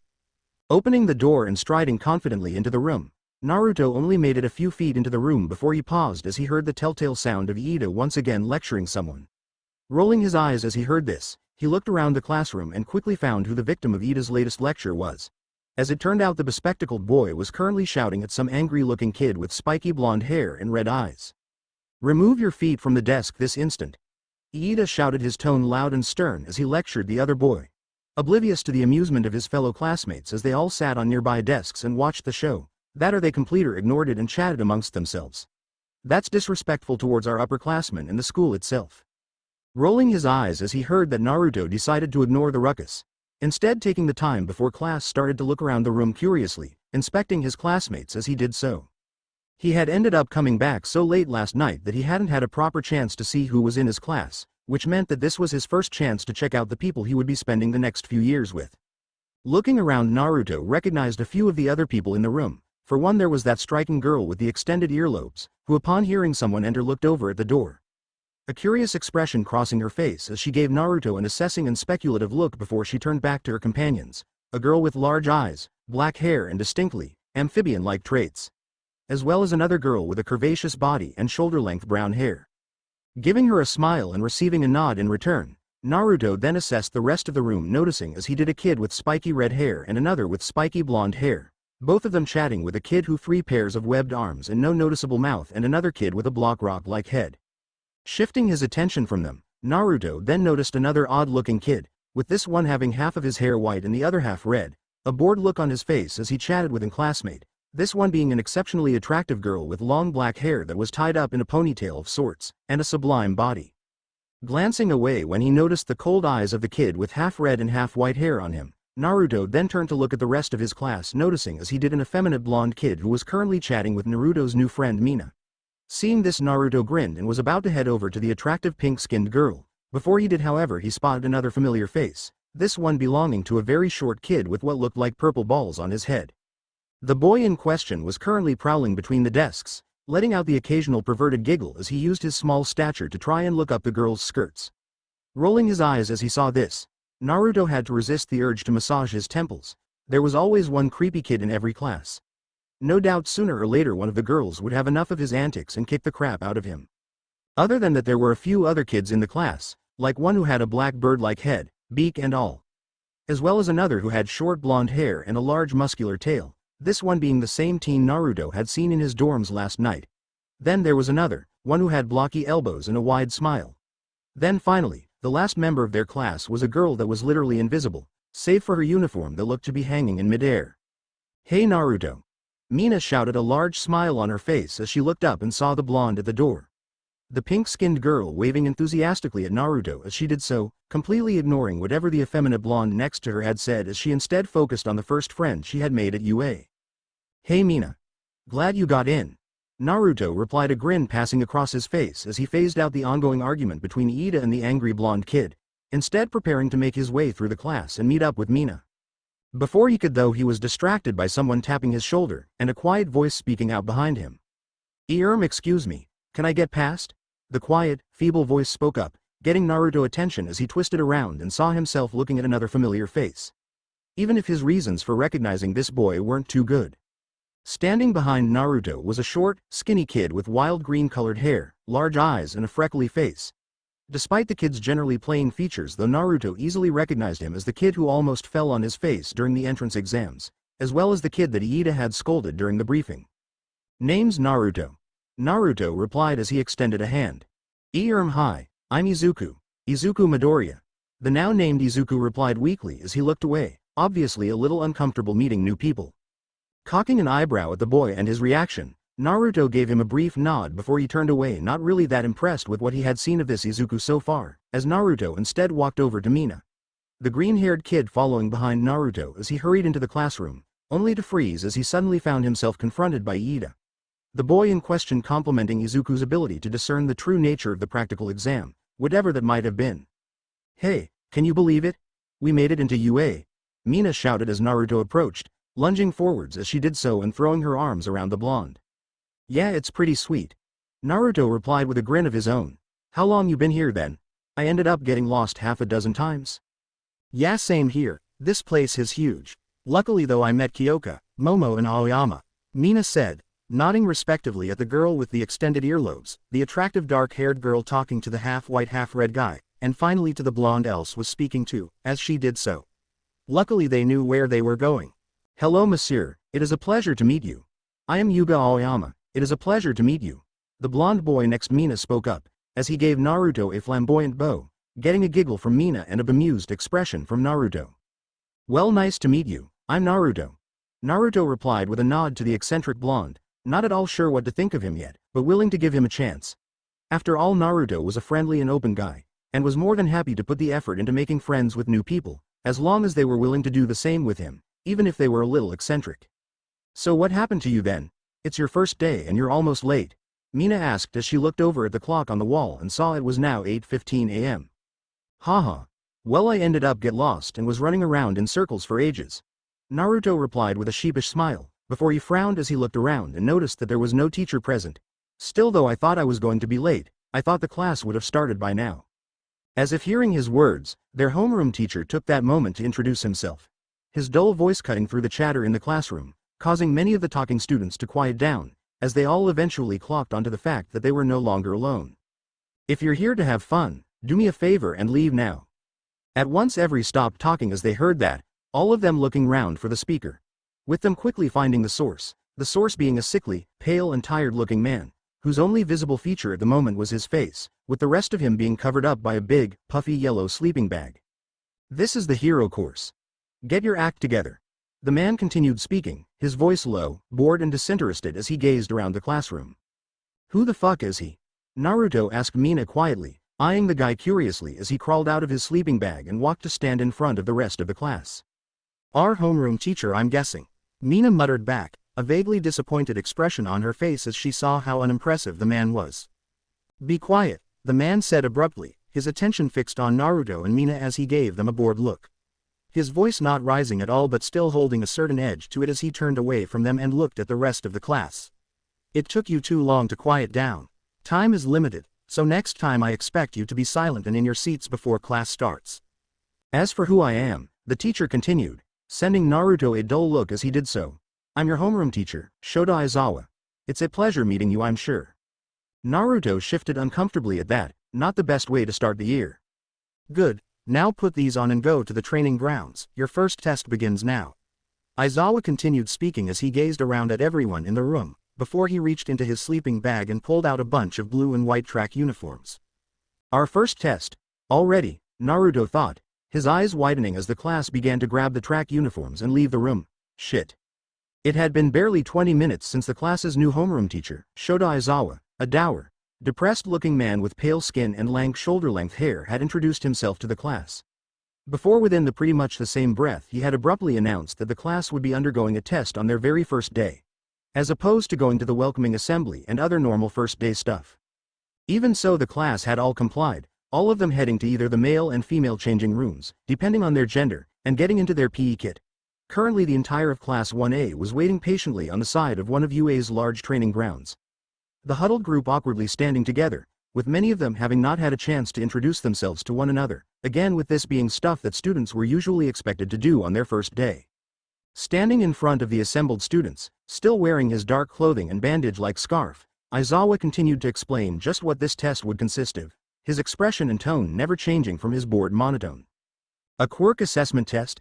Tenya asked in surprise, his brow furrowed as he pushed his spectacles up with one of his hands, a certain gleam appearing in the usually stern and uptight boy's eyes. Aizawa nodded in response, the dull look not leaving his face as he replied in a bored tone, "Yes, now get ready." Wait. A short girl with shoulder-length brown hair spoke up, her eyes wide as she waved her hands in front of her trying to get the teacher's attention. "What about the introduction ceremony or counselor meetings? If you want to be heroes, you won't have time for things like that," Aizawa replied, barely looking at the girl or at any of the students really, as he instead seemed to look through them. "You is so successful partly because of the great freedom it allows on campus. That freedom extends to the teachers, allowing them freedom to teach their students in the manner that they deem fit." Naruto, who was currently within the crowd of students, frowned as he heard that.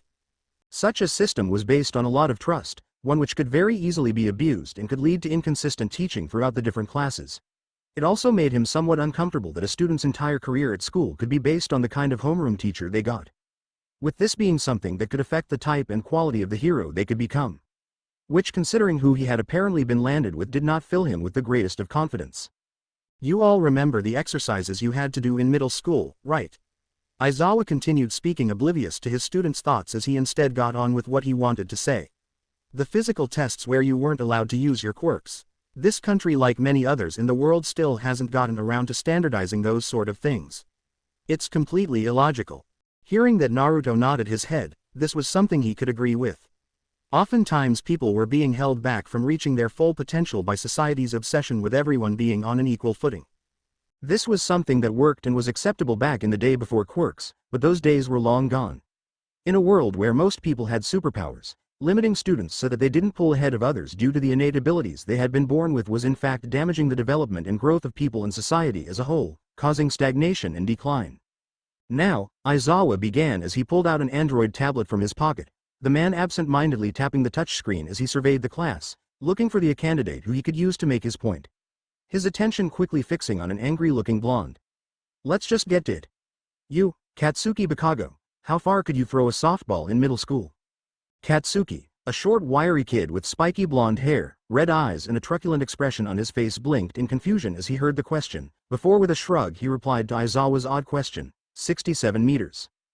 "Give it another go," Aizawa replied abruptly as he tossed a softball at the boy, his expression not changing as he gestured for him to stand in a circle set into the ground, one that was specifically made for events like shot put and discus.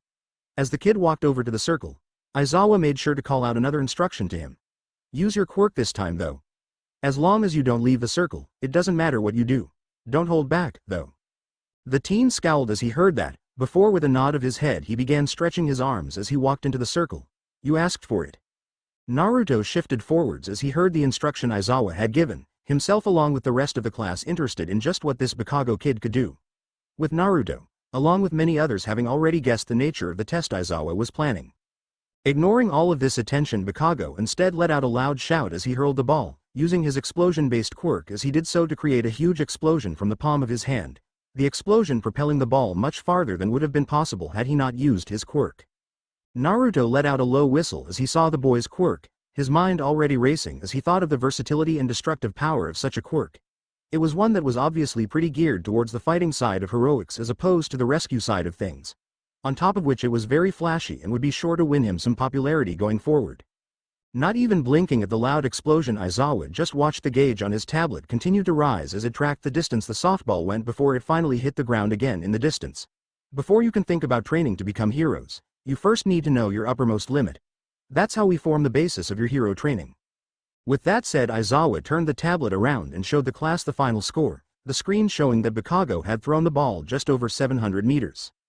Are you serious? A kid with spiky red hair shouted out, a surprised look on his face as he saw how much further Bakago could throw the ball when using his quirk to enhance his abilities. That's nuts. Naruto grinned as he saw this, already activating his quirk as he began to draw in on the excitement of those around him.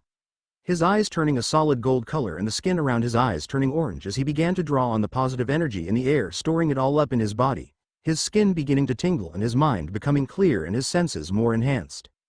From beside Naruto, Mina soon made her own enthusiasm known. This looks like it's going to be fun. We can use our quirks all we like? Aizawa shifted slightly as he heard that, his attention turning to the vibrant pink-skinned girl. It looks fun, huh? Mina froze as she heard the tone of the man's voice, a slightly different tone than before. Around her the other students also looked a bit taken aback by the sudden display of what could be called emotion. Naruto though, who now he was using his quirk, knew different as he was able to get a better understanding of what the man was feeling, and what he could feel was a mixture of both irritation and annoyance coming from the man. Something that would not usually be obvious considering his laid-back and bored outer appearance. Were you planning on having a good time during these 3 years here? If that's how you feel, then let's change things up. The student who ranks last in the 8 tests I'll be giving you, will be judged as having 0 potential and will be expelled immediately. Aizawa continued, a slightly creeped smile spreading across the man's face as he saw several of the students recoil in shock and horror at his statement. Naruto though scowled as he heard that, not liking the way this was going. Everyone here had just passed through a rigorous entrance exam. They had all proved that they at least deserved to be here, that alone proved that they had potential. It was unfair for them to be tested before they had had any further training to hone their abilities, especially since it was only the first bloody day. As he scowled at this, Naruto soon noticed that some of the other students were having slightly more extreme reactions than others. The little kid with purple balls on his head had begun to shake his eyes a bit weepy, that Bakago kid had grown a vicious grin, and that Izuku kid looked like he was about to have a nervous breakdown.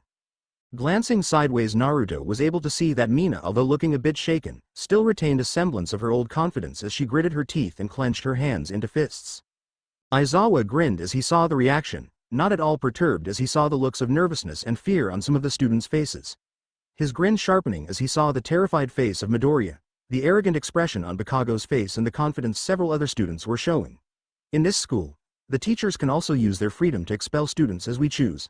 Welcome to UA's Hero Course, kids.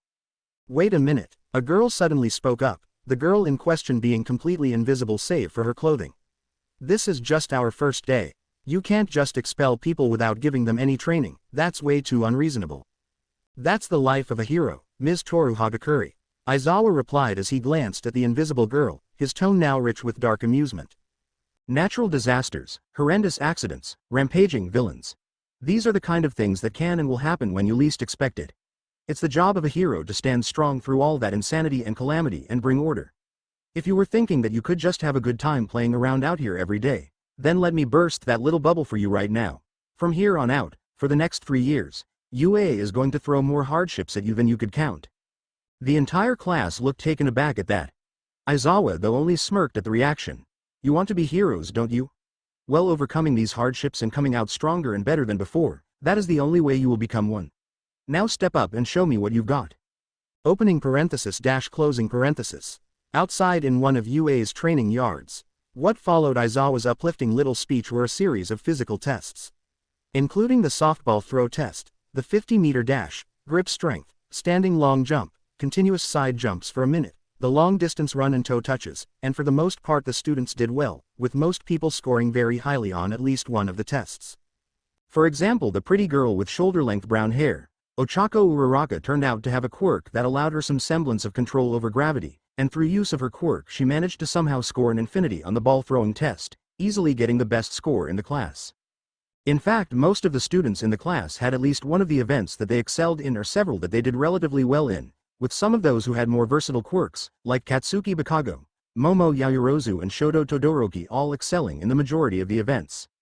Unfortunately, though, some of the students in Class 1A's quirks weren't as versatile, with some like Mina and Jiro only doing well in one of two of the events. Suffice to say, as the morning continued and the students progressed through the tests, things started to become more and more tense as some students pulled away from the main body of the students, whilst others began to fear that they themselves might not make the cut.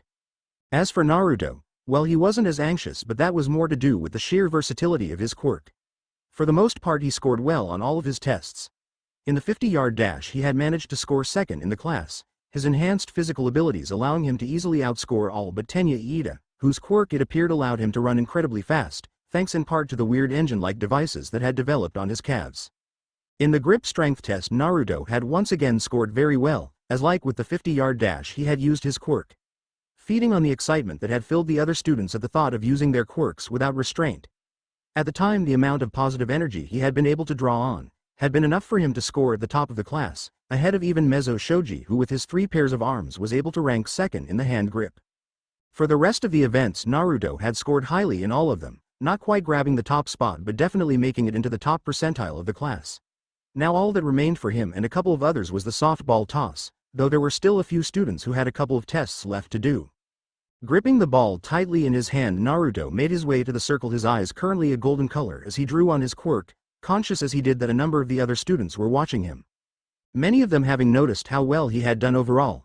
Grinning slightly at this, Naruto began to throw the ball up and down in his hand, concentrating as he felt the amount of positive energy he had been previously absorbing diminishing as his classmates got more and more stressed and anxious. The most negative energy he could feel was coming from Bakago, the blonde kid with an attitude problem, though considering that since Naruto had first seen him, he hadn't seen or felt anything coming from the teen other than anger, insecurity and aggression. Not that this was surprise. The boy was a literal ball of bubbling negativity. You only had to meet him once to see that. What was surprising though was that Midoriya, the scrawny kid with messy green hair, was also releasing a lot of negativity. The boy's eyes currently being wide and his mouth shut tight as anxiety, fear and stress emanated from him, the negative energy emanating from him almost on a par with Bakago. Sensing all of this, Naruto released his hold on the positive energy within his body, the slight orange shadow fading from his eyes as his irises changed from the current gold color to their usual blue. Not pausing for a moment, Naruto then caught the ball in his right hand before he began to draw on the negativity in the air, absorbing it and using it to enter his yin form. As he did this, his nails became sharper and more claw-like, just as his teeth also became more feral, his spiky blonde hair becoming wilder as his eyes turning a burning, wrathful red color. As this was happening, wispy red energy began to leak off his body, beginning to form a slight red cloak around him as he drew on more and more of the negativity in the air, pushing down the sudden feelings of anger that were brewing up inside him. Courtesy of the negative energy cloak he was beginning to form, Naruto instead focused on the task at hand, his willpower winning out as he prepared to throw the ball. As Naruto was undergoing this change, the watching students began to whisper amongst themselves, many of them wondering over the sudden bestial appearance their classmate had taken. Discussions beginning to flare up as they discussed what his quirk might be, with similar discussions having taken place before, as they had seen a whole range of their classmates' quirks. Within this crowd of students, both Jiro and Mina glanced at each other, the pink-skinned girl and the dark-haired girl both recognizing the change Naruto was going through. After all, they had seen him go through a similar change to this one previously, and back then they had also seen him destroy a giant robot with ease. Suffice to say, both of them were excited and somewhat nervous to see what their fellow classmate was going to do next. Ignoring the variety of emotions he could feel emanating from the group of students behind him, Naruto instead brought his arm back, letting the red cloak around him fade as he pushed all of his gathered energy into his arm, back, shoulder and leg muscles, knowing as he did that it wasn't just power he needed to succeed in this test, but also technique. With that said, Naruto took a single step forward as he hurled the ball forward as hard as he could, his throwing technique not quite perfect but better than a lot of those that had gone before him. Watching all of this, Aizawa barely blinked as he tried to work out what Naruto was doing.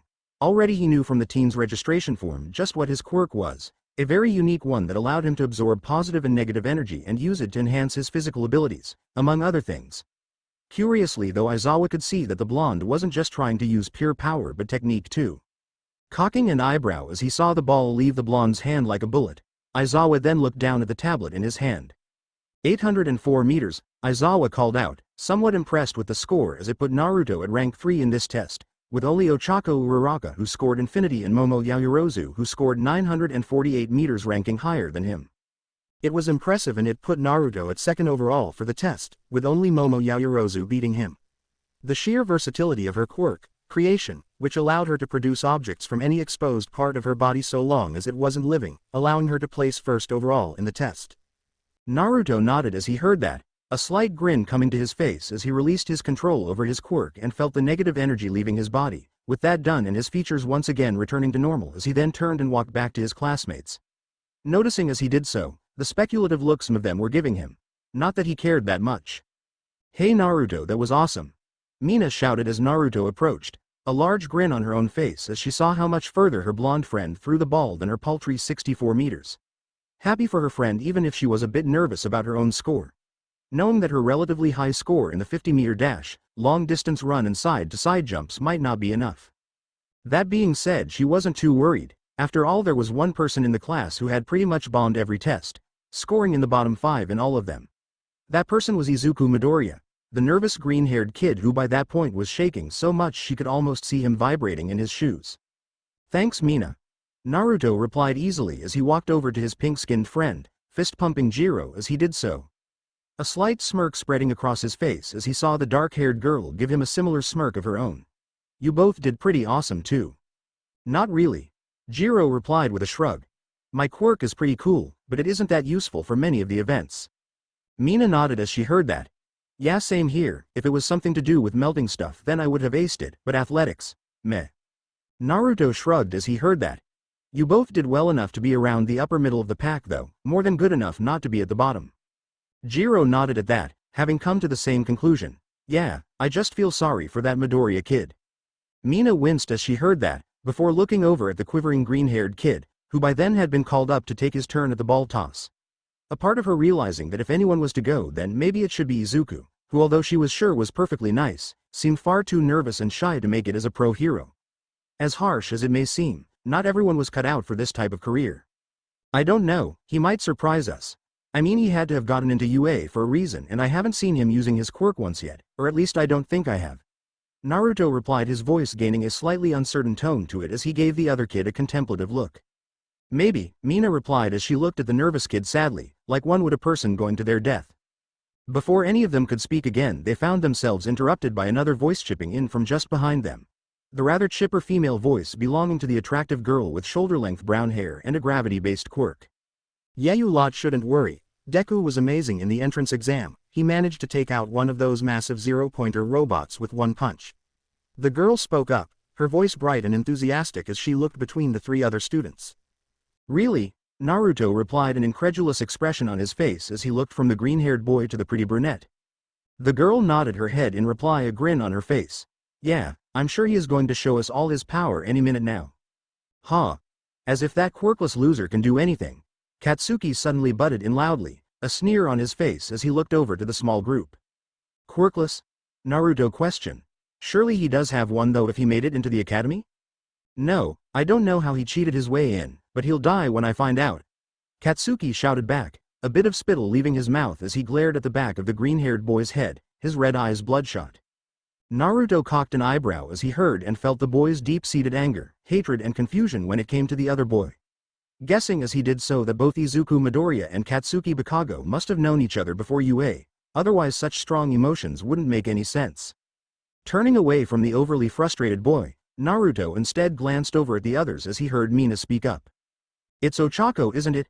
Mina asked, a friendly smile on her face as she looked at the other girl. "Yeah, Ochako Uraraka."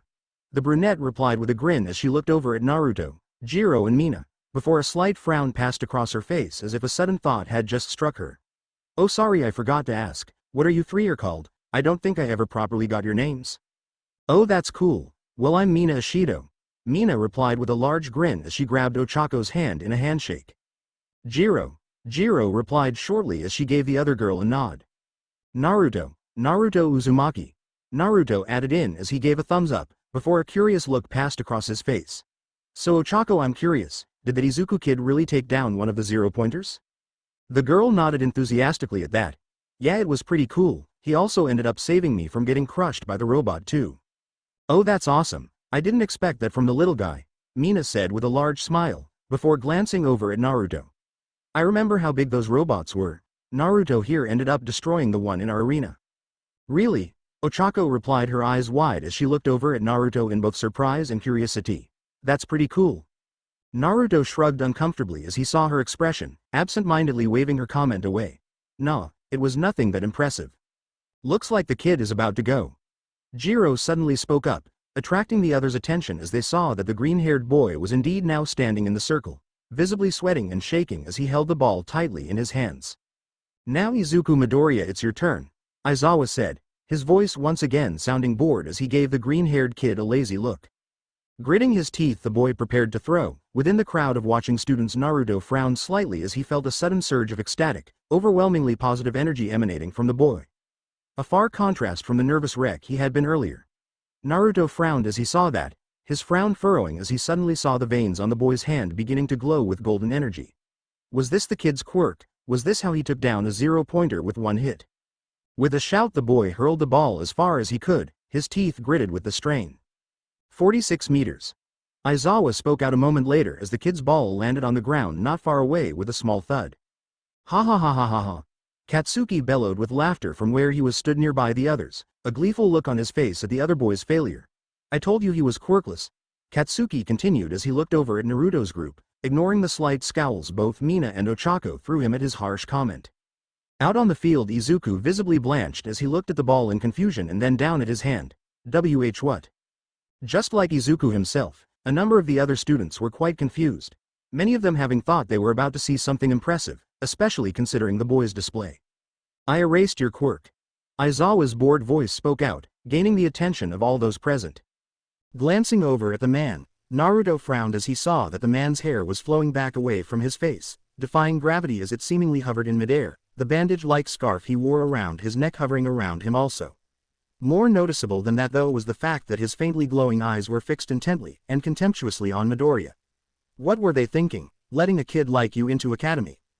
Naruto and a number of the other students winced as they heard the sudden coldness of the man's voice and question. Erased, the kid muttered, taken aback as he stared at the older man, before his eyes widened in shock. Wait, you're Eraserhead. Now that got Naruto's attention, after all he had heard of the hero Eraserhead before. He was pretty understated, but he had an impressive takedown record, even if he wasn't as famous as some of the other pros that operated in the city, or Japan in general. Aizawa though didn't confirm the boy's statement as he instead stalked towards the nervous kid, still glaring at him. You were going to blow your arm up, weren't you? I remember seeing that power from the entrance exam. You can't manage it efficiently at all. What are you going to do when you cripple yourself? Is someone going to have to save you every time you use that power? Naruto frowned curiously as he heard that, leaning forwards a bit confused about just what Aizawa was talking about. Why would the kid's power blow up his own arm? Was it some side effect of his quirk, or was it something else? As if in answer to that, Aizawa continued. If you do go ahead and blow up your arm, then you won't be able to finish the test, and that means you'll be expelled. So you have one more chance, and this time I won't erase your quirk. The kid nodded nervously at that, even as Naruto got more intrigued. With that said, the boy prepared to throw the ball again, the assembled students watching on in interest as they looked to see just what this Izuku's quirk was actually like. To the side, Aizawa kept his gaze locked on the boy, an intense look on his face. Frowning as he felt the positive energy building up again, even if much milder than before, Naruto watched carefully as the boy brought his arm back before hurling it forwards. An audible cracking noise sounding out as the kid sent the ball rocketing into the air. 701, Aizawa said slowly, his gaze fixed on the boy curiously as he clenched his hand into a fist, one of his fingers visibly blackened and broken. Not that this seemed to bother the wimpy kid as he glared intensely at Aizawa. Mr. Aizawa. The kid spoke up, his voice for once not trembling as he fixed his gaze on the homeroom teacher. I can keep going. Aizawa grinned eerily in response. Good. Naruto watching all this could only share an incredulous expression with Mina, not at all sure about what was going on between Aizawa and Midoriya. With that said he mouthed, "What the fuck?" to Mina, getting a similar look back from her. It was approaching the middle of the day when the now somewhat tired UA students finally finished the last of their quirk tests. With all of them now standing around, some of them in groups as they intermittently chatted to their new classmates, whilst quite a few of others stood alone, either because they were not quite comfortable interacting with the others yet, or because they were nervously waiting to see what happened next. As for Naruto, he was currently stood with both Jiro and Mina, a slight smile on his face as he confidently waited to hear what would happen next now that they had finished their tests. Around him though, some of the other students didn't look quite as confident. After all, there were some students like both Minoru and Izuku, who scored poorly in the majority of the tests. These two among a few others were looking distinctly nervous as they waited around, all too aware as they did so, of Aizawa's previous threat of expulsion for the lowest ranked student. Both Mina and Jiro, however, like Ochako, were for the most part quite content, as they themselves scored towards the middle of the class overall, with them having gotten good or decent scores in most of the tests. With Ochako slightly edging ahead of the other two, due to her gaining the highest score in the ball throw, with a score of infinity. As for Naruto himself, he was currently sitting pretty as the top of the leaderboard, with Momo Yaoyorozu following closely behind him in second. Looking over at Momo, Naruto could see that the girl in question was tall, attractive and had dark hair, with her also having a powerful quirk, creation, which allowed her to produce objects from any exposed part of her body. With this allowing her to create virtually anything at will, except of course for living things. Glancing over at her, Naruto quickly noted that her abilities, and her skill in using them, were more than enough to put her towards the top of the class. After Momo and in third place, there was then Shoto Todoroki, an odd-looking teenager with a mix of both red hair on one side and white hair on the other, with a distinctive burn mark on one side of his face. Looking at him now, Naruto could see just from looking that this kid was strong, very strong. Helped along by his intensely powerful quirk, half hot half cold, which allowed him to generate greater quantities of ice from his right side and huge amounts of fire from his left. Following on from Todoroki, solidly in fourth place, there was Katsuki Bakugo, the angry blonde-haired kid, whose quirk, explosion, allowed him to ignite the nitroglycerin he sweated. Suffice to say, Naruto had realized by now that the kid was a real hothead, one who had a bad attitude and a worse temper on top of that. So much so that Naruto was surprised the kid would even be accepted into UA, not with his borderline psychotic temperament. Then after Bakago, in fifth place, there was Tenya Iida, the overly serious boy Naruto had met before, whose brother Ingenium was already an established pro-hero. Following from that, in sixth place there was Mashirao Ojiro, a blonde guy, whose mutation quirk gave him a long and powerful-looking tail. Following after him in seventh place there was Mezzo Shoji, a huge, hulking teen with 6 arms and a mask over his mouth, whose mutation quirk, dupli arms, allowed him to create replicas of other body parts on one end of each of his webbed arms. Then after Shoji there was Ochako, the curvy, attractive brown-haired girl sitting pretty comfortably at 8th place, with Mina and Jiro following closely behind her in 9th and 10th place respectively. Following after them in 11th place in the tests was Eijiro Kirishima, a cheerful-looking teen with spiky red hair and tanned skin whose quirk, hardening, allowed him to harden his skin till it was as durable as rock. After watching him, Naruto had noted that the kid's quirk was strong, but was also limited in just how it could be used, which no doubt was why the untrained hero in training scored so low to start with. Not that Naruto had any doubts he would swiftly rise up the ranks after a spot of training. Next up in 12th was another blonde kid, who despite being quite low on the scoreboard was still quite confident. His name was Denki Kaminari, and his quirk, electrification, allowed him to release electricity from his body, though from what Naruto had seen the kid didn't have much control over this. Nowhere near as much control as the pro-heroes the A and B brothers had, both of whom were renowned for the power and control of their quirks. Following on from this was a girl with long dark hair that was tied in a huge bow at her back, with this girl having noticeably large protuberant eyes, bigger than average hands, and a rather wide mouth. From what Naruto had heard, the girl was called Tsuyu Asui, and her quirk was called frog form, which basically allowed her to do anything a frog could, such as jump distances, climb wall, extend her tongue and a number of other frog-like things. After Asui, in 14th place on the scoreboard was a girl called Toru Hagakuri whose quirk, transparency, made her constantly invisible. Which meant at the moment all Naruto could see of her were her clothes. Though looking at her now he couldn't help but wonder what she looked like, and whether Aizawa could turn off her quirk even though it seemed to be constantly active. Following after Toru there was then another guy called Honta Siro, who was grinning despite his score, his arms folded in front of his revealing his block-like elbows. With his quirk, tape allowed him to shoot tape-like material from his elbows, which from what Naruto had seen so far was quite versatile, as it allowed him to swing around and bind people. Unfortunately though, the tests they had been given did not require much swinging around, and so Zero only ended up scoring 15th in the end. After Zero there was another teen who had a mutation quirk, with this kid having a bird-like head that was covered in black feathers and bore a distinctive yellow beak. His name was Fumikage Tokiyami, and his quirk, Dark Shadow, was an odd one, as it allowed him to materialize a shadow-like creature from wherever he wanted on his body. Despite having a unique and powerful quirk though, Tokiyami had only scored 16th place overall, with the reason for this being that it appeared the strength of this creature waned in the light, which meant that since the test took place on a bright summer morning, that he didn't perform as well as he would have had it been overcast or if the test had been during the night. Following on from Tokiyami, in 17th place was a square-jawed and muscular kid, who despite his imposing appearance and build, seemed to be rather shy and reclusive, at least from first glance. This kid was called Koji Koda, and as of yet Naruto didn't have a clue what his quirk was, as Koda had so far not shown anything obvious or of particular note during his tests. In fact, he'd only scraped by at 17th place on sheer physical fitness. In 18th place after Koda was another blonde, Yuga Aoyama, with this one being an excessively flamboyant blonde teen whose quirk, Naval Laser, allowed him to shoot a laser beam from his belly button.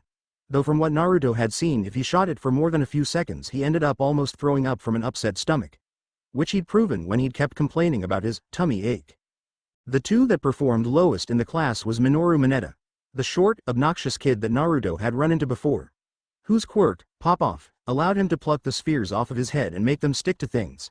He ended up coming in 19th, his high ranking in side-to-side jumping allowing him to make up for his poor scores in the other events, the boy's short stature and lack of physical fitness weighing against him for the most part. This of course left Izuku Midoriya in the 20th and last place, his high score in the ball throw not making up for his low scores in all the other events, with the main reason for this being that he didn't rank at the top of this event, as Naruto, Momo and Bakago had all beaten him. Looking away from the rest of his classmates, Naruto instead looked over at Aizawa. A curious expression on the blonde's face as he, along with many of his other classmates, waited for their current homeroom teacher to speak. The man in question apparently not paying attention to any of them as he instead looked over at the test scores, all of which were displayed overhead on an electronic scoreboard. The bored expression on his face not changing as his listless gaze traveled down the list until it came to a halt on Midoriya's name. "So," Kaminari said with a grin, his arms crossed in front of him as he looked away from the scoreboard and over to Aizawa. The only sign of the boy's nerves being the way his foot continuously tapped the ground awkwardly. "What's the verdict? What happens next?" Aizawa replied as he turned and gave the boy a dull look. "The person with the lowest score gets expelled, right?" Kaminari replied, his foot continuing to tap out a staccato on the ground. "That's what you said, isn't it?" Aizawa paused as he heard that, his dull gaze moving back to the scoreboard before it trailed over to the green-haired kid, Midoriya. The man's eyes locking on the boy's clenched fist and his blackened broken fingers. After a few moments of silence he finally responded, "Oh, I lied." "What?" was the reaction most of the class had, as many of them looked at him incredulously, with some of them letting out relieved sighs that no one was expelled. After all, an expulsion on the first day would have set a very bad tone for the year. None more so than Midoriya, who let out a loud sigh of relief. Watching all of this, Naruto couldn't help but frown. He had read Aizawa right. After all, he could sense people's emotions, and from what he had felt from the dour man he had been positive that this was a guy who didn't make idle threats. No, it was a guy who went through with his promises, no matter what they were. "What's up?"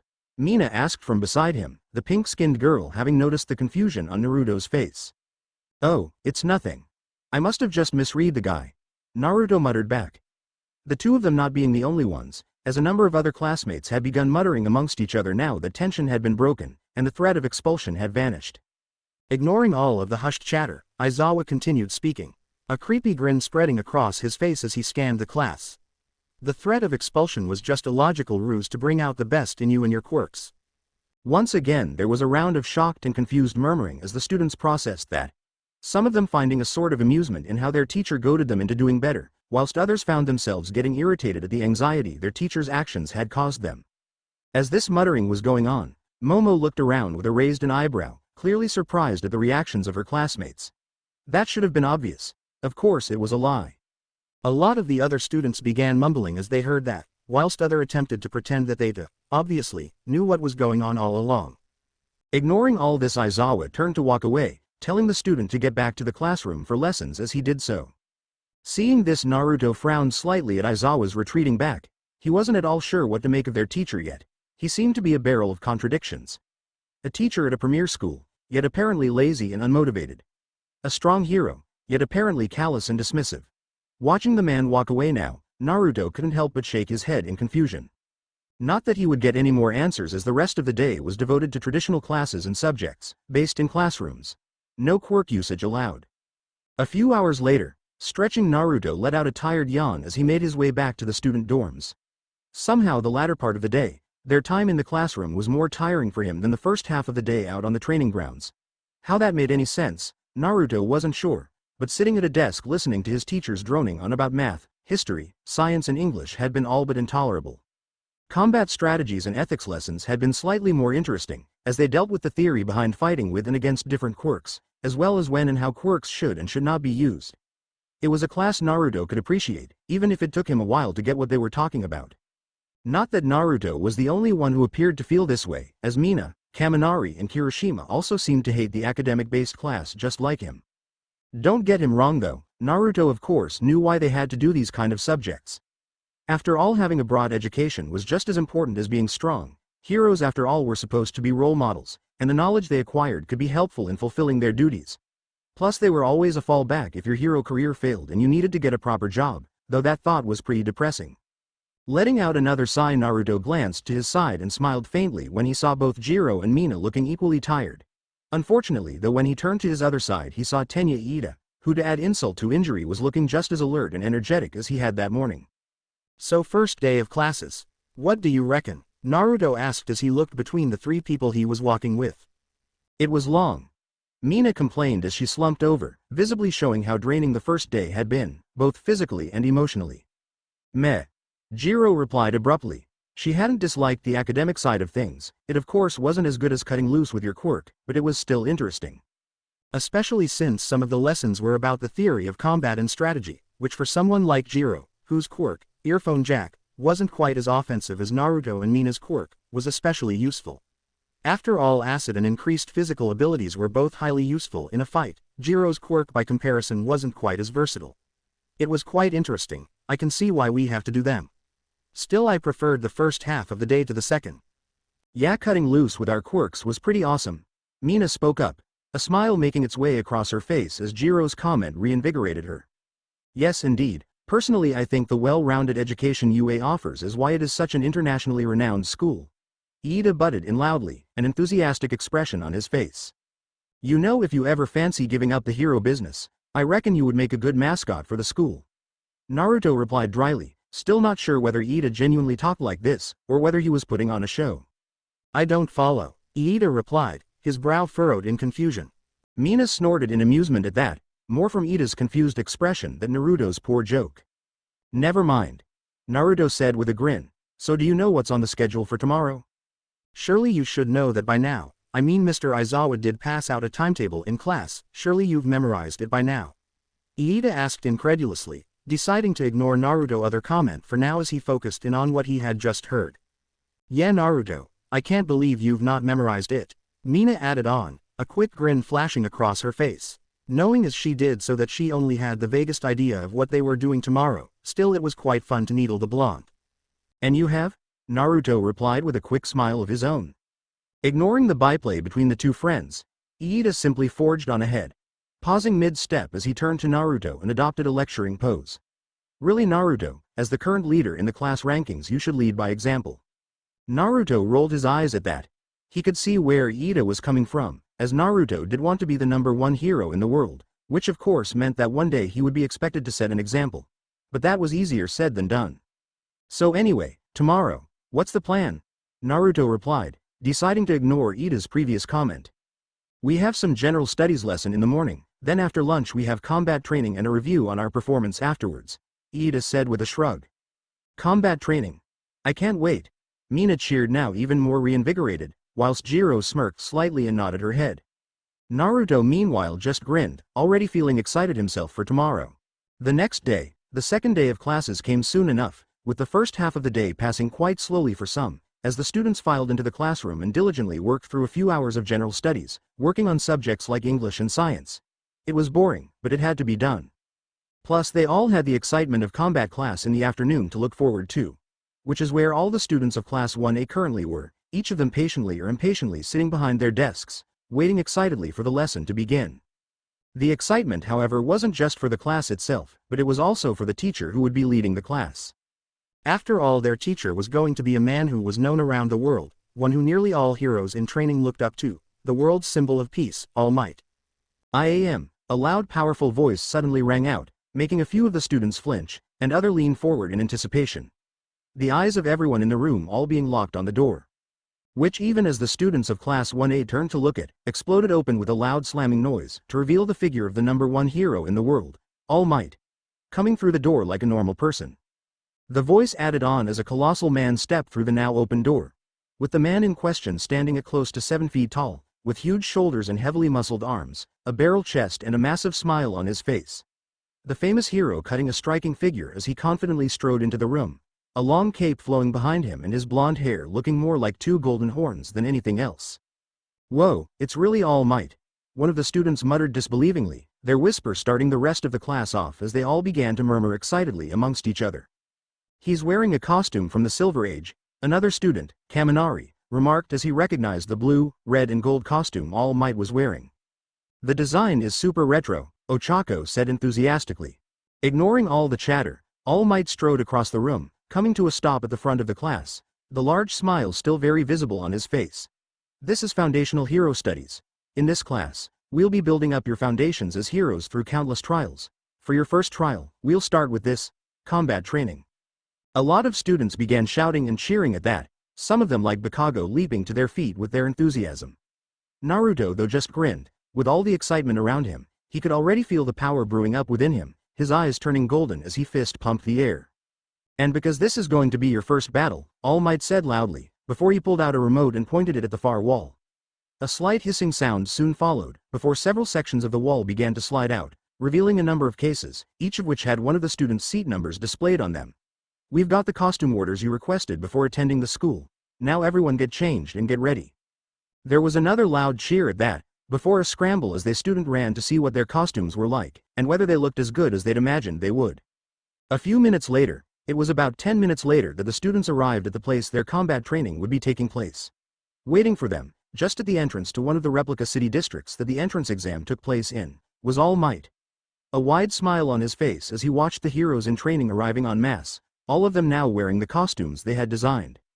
"They say the clothes make the hero, ladies and gentlemen. Remember this, from now on, you're all heroes," All Might announced loudly as he saw the students approaching. In response to that, the students continued their approach, checking out both their own costumes and the ones the others were wearing as they approached. All of them understanding what All Might had meant, as they truly did feel more heroic now they were wearing costumes. "Wow! You all look so cool," All Might shouted enthusiastically as they came to a halt in front of him, giving them all a big thumbs up as he did so. Naruto looked around as he heard that, eyeing the costumes of those around him, noticing as he did so that Mina had gone for what looked like a skin-tight jumpsuit, with green and pink patterns on it and a fur collar, as well as highly durable shoes with holes in the bottom, through which she could secrete her acid. It was a costume that looked as bizarre as the girl herself did, not that Naruto along with many of the other guys in the class didn't appreciate how the skin-tight costume emphasized her curves. They may be heroes in training, but they were also still human, damn it. Tearing his eyes away from Mina, Naruto then looked to Jiro, only to be relieved as he saw her costume was more conservative, with Jiro having gone for a simple leather jacket over a salmon pink t-shirt and pair of black trousers. Along with that though, she also had a pair of large bulky boots which had speakers implanted on the front, and slots on the side where she could insert her extendable quirk, the boots no doubt acting as a sound-based weapon amplifier. As for Naruto himself, he'd been a bit stuck for ideas when it came to making a costume. After all, his quirk was strange in that it had 2 forms, with the yin form allowing him to manipulate the negative energy within him to form constructs at will and cloak himself in the powerful corrosive energy. On top of that, it also gave him regenerative abilities and heightened physical abilities. The yang form, however, made his body unnaturally durable and strong, and enhanced his senses and all his physical abilities, as well as giving him a limited ability to manipulate his positive energy, so he could create things like his Rasengan. It was for this reason that Naruto had decided on a rather simplistic costume, which consisted of a pair of boots, combat trousers, a black tank top and a half mask, with a gas mask like rebreather attached, which he could pull up to cover half of his face, but which would not impede his vision. As an additional extra to this, Naruto also had a pair of knives sheathed in each boot, as his power relied on absorbing emotions. With the more people and the stronger the emotions, the more powerful he would become. This however meant if he was alone, then he'd only be able to absorb his own emotions, which would limit his abilities, hence why he decided on a set of secondary weapons he could fall back on if he needed to protect himself and others. "You two look good," Naruto said bluntly as he looked at both Jiro and Mina. Jiro rolled her eyes at that, but still smiled slightly. Mina however grinned widely. "I know. This is so exciting, isn't it? I mean, we get to wear superhero costumes for the first time. How cool is that?" "Very cool," Naruto chuckled, smiling widely now at the pink girl's enthusiasm. "What's with your costume, Naruto? You look like some wannabe ninja." Jiro spoke up, a slight smile on her own face as Mina threw an arm around her, the girl's infectiously happy attitude even affecting her. "Coming from the punk rocker?" Naruto replied dryly, making Jiro go a bit pink in the face as she rearranged her jacket. "Besides, I look good. I'll say." Mina practically purred, before she grinned sheepishly when both Naruto and Jiro looked over at her. "Now we are all gathered. Let's begin your first class in combat training," All Might suddenly shouted, clapping his hands together loudly and getting the attention of the entire class as he did so, the man's smile widening more than ever as he looked over all of them, before noticeably pausing when he saw young Midoriya's costume, a costume many in the class thought looked strangely familiar for one reason or another. "Sir," one of the students suddenly spoke up, the student in question, who was wearing a set of modern-looking, white armor, with exhausts on the calves and a helmet, raising his hand as he did so. Almost immediately everyone recognized the student as Iida. After all, the loud and overly stern boy had already made quite the impression on the majority of the class. "Will we be using the same mock city from the entrance exam for this training?" All Might grinned again as he heard that. "Why yes, we will. Today's class will however be mostly based around indoor battle training, so you'll be using the buildings in the mock city. After all, although a lot of villain cleanup is seen in the open, statistically though the majority of our work takes place inside, after all the smart criminals tend to act out of sight and in the shadows. With that in mind, for this test, you'll be separated into two-man teams of hero and villain groups, then you'll duke it out in 2-on-2 combat." "Wait, so we're going to be fighting each other, like properly with our quirks?" Naruto asked loudly, his arms crossed in front of him, and his blue eyes fixed intently on All Might as he waited for an answer, not at all sure himself how he felt about fighting against his classmates of 2 days as he did so. "How do we determine who wins or loses?" Momo spoke up, the girl in question wearing a reveal red top and short shorts, with a wide belt wrapped around her waist. She having obviously gone for an outfit which not only looked good, but would also aid her in using her quirk to its fullest. "Can I just blow them all away?" Katsuki demanded loudly, slamming his fists together in front of him enthusiastically as he did so. With Bakago having gone for quite a striking costume, with large grenade-like bracers on each of his arms, and dark-colored clothing that similar to Naruto's own, didn't restrict his mobility. "We won't get expelled if we fail this time like Mr. Aizawa said, right?"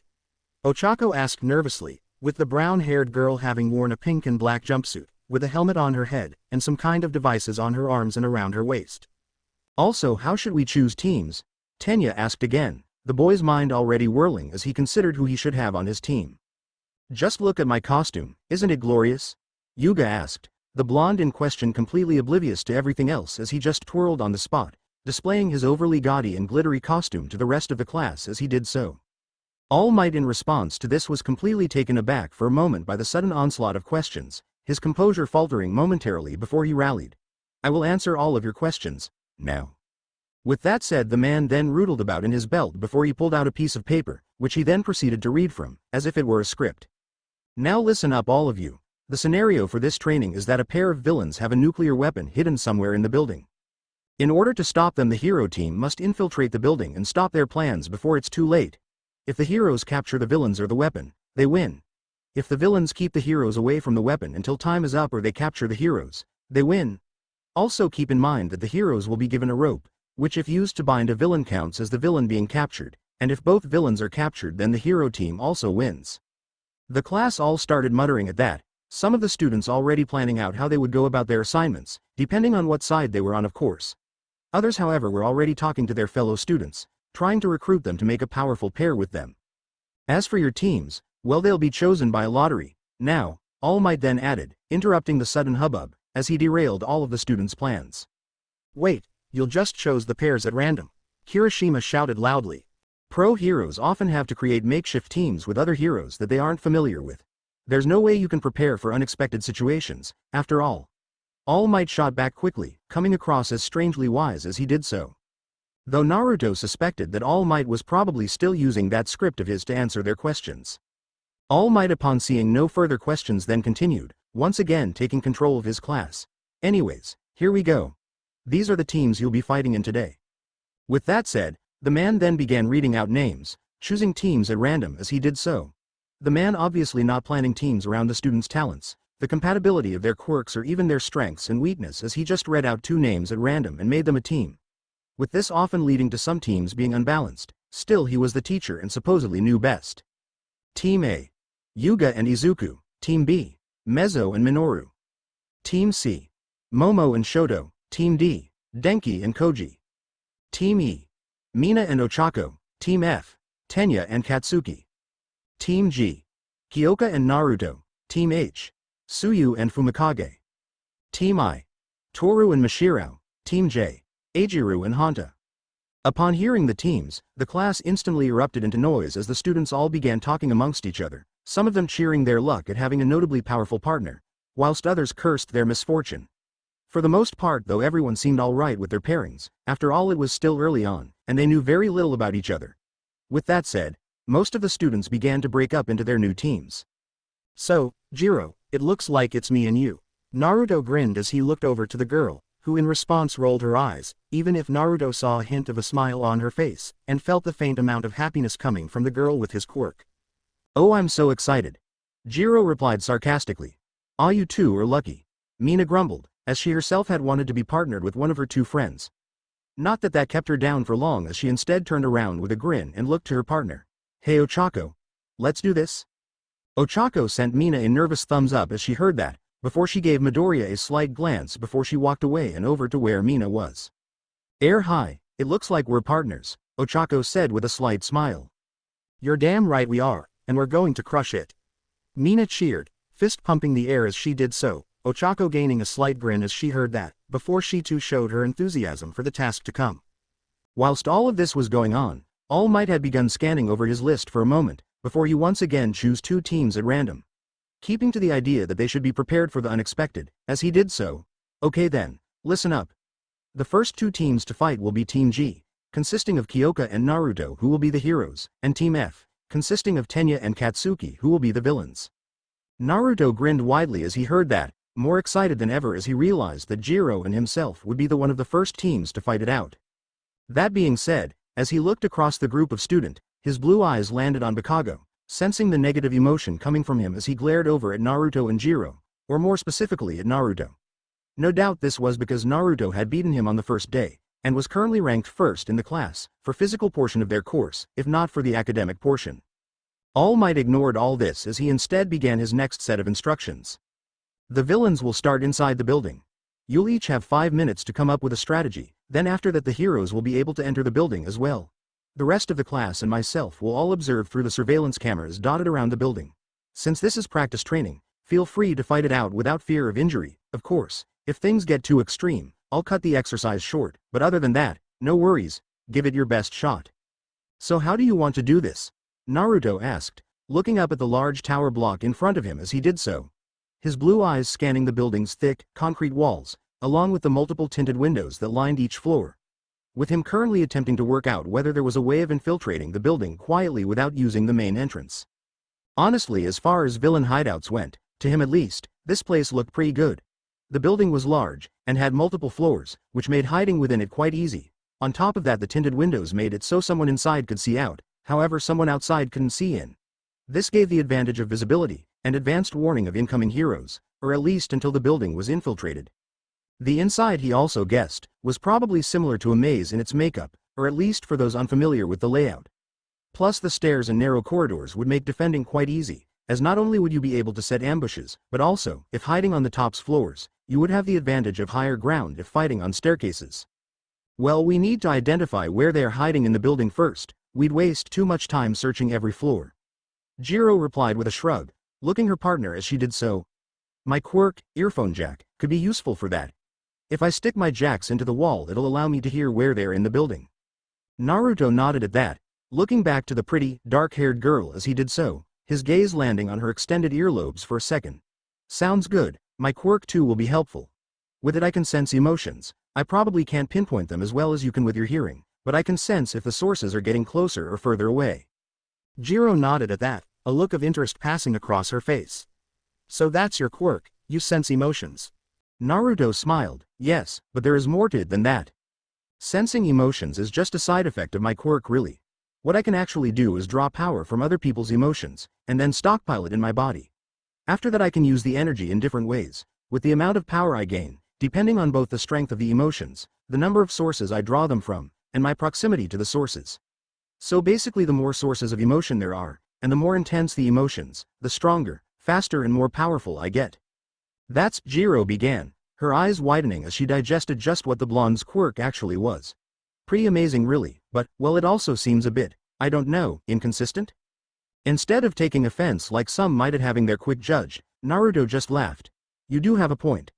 At times, such as like when I am just by myself and there is no one else around me, I only really have my own emotions to use to empower myself, and so I'm not all that much stronger or faster than an average person. Incidentally that is why I have these babies. He then continued, gesturing down at the 2 daggers he had sheathed in his boots, an extra precaution. Glancing down at the knives Jiro nodded, it made sense to have a backup weapon if you had a bit of an inconsistent quirk, or one which you couldn't always rely on. That said, Naruto's abilities were still pretty impressive, the fact that he had managed to score first in the quirk assessment test was evidence enough of that. But what about the whole red energy, bestial transformation thing? Jiro asked. It was important to get down the basics of one another's quirks before they started, and although she had already been pretty upfront about what she could do from the beginning, this was the first Naruto had gone into any detail on what he could do. Then again, it was also the first time she had directly asked him about it. Different emotions affect me in different ways. Negative emotions, like anger, hate, rage, sadness and jealousy, the power they give me is more intense. They make me stronger, faster and more agile, but they also give me incredible regenerative capabilities, and a mutable cloak of energy that I can manipulate at will. That was the red energy thing you saw before. Positive emotions though, like joy, pride, excitement and happiness, they also make me stronger and faster, but they also massively increase my durability and senses, my durability increasing depending on the amount of positive energy I can store, on top of which the heightened senses give me a sensory ability of sorts. Plus, on top of that I can manipulate the positive energy I have stored outside of my body and give it a tangible, physical form. Naruto took a deep breath after saying this, before he paused, as if to gather his thoughts.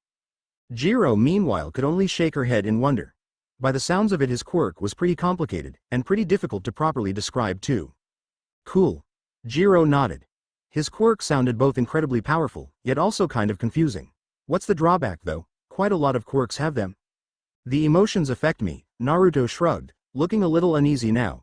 The more negative emotions I absorb, the stronger I get, but also the more aggressive, wrathful and angry I get.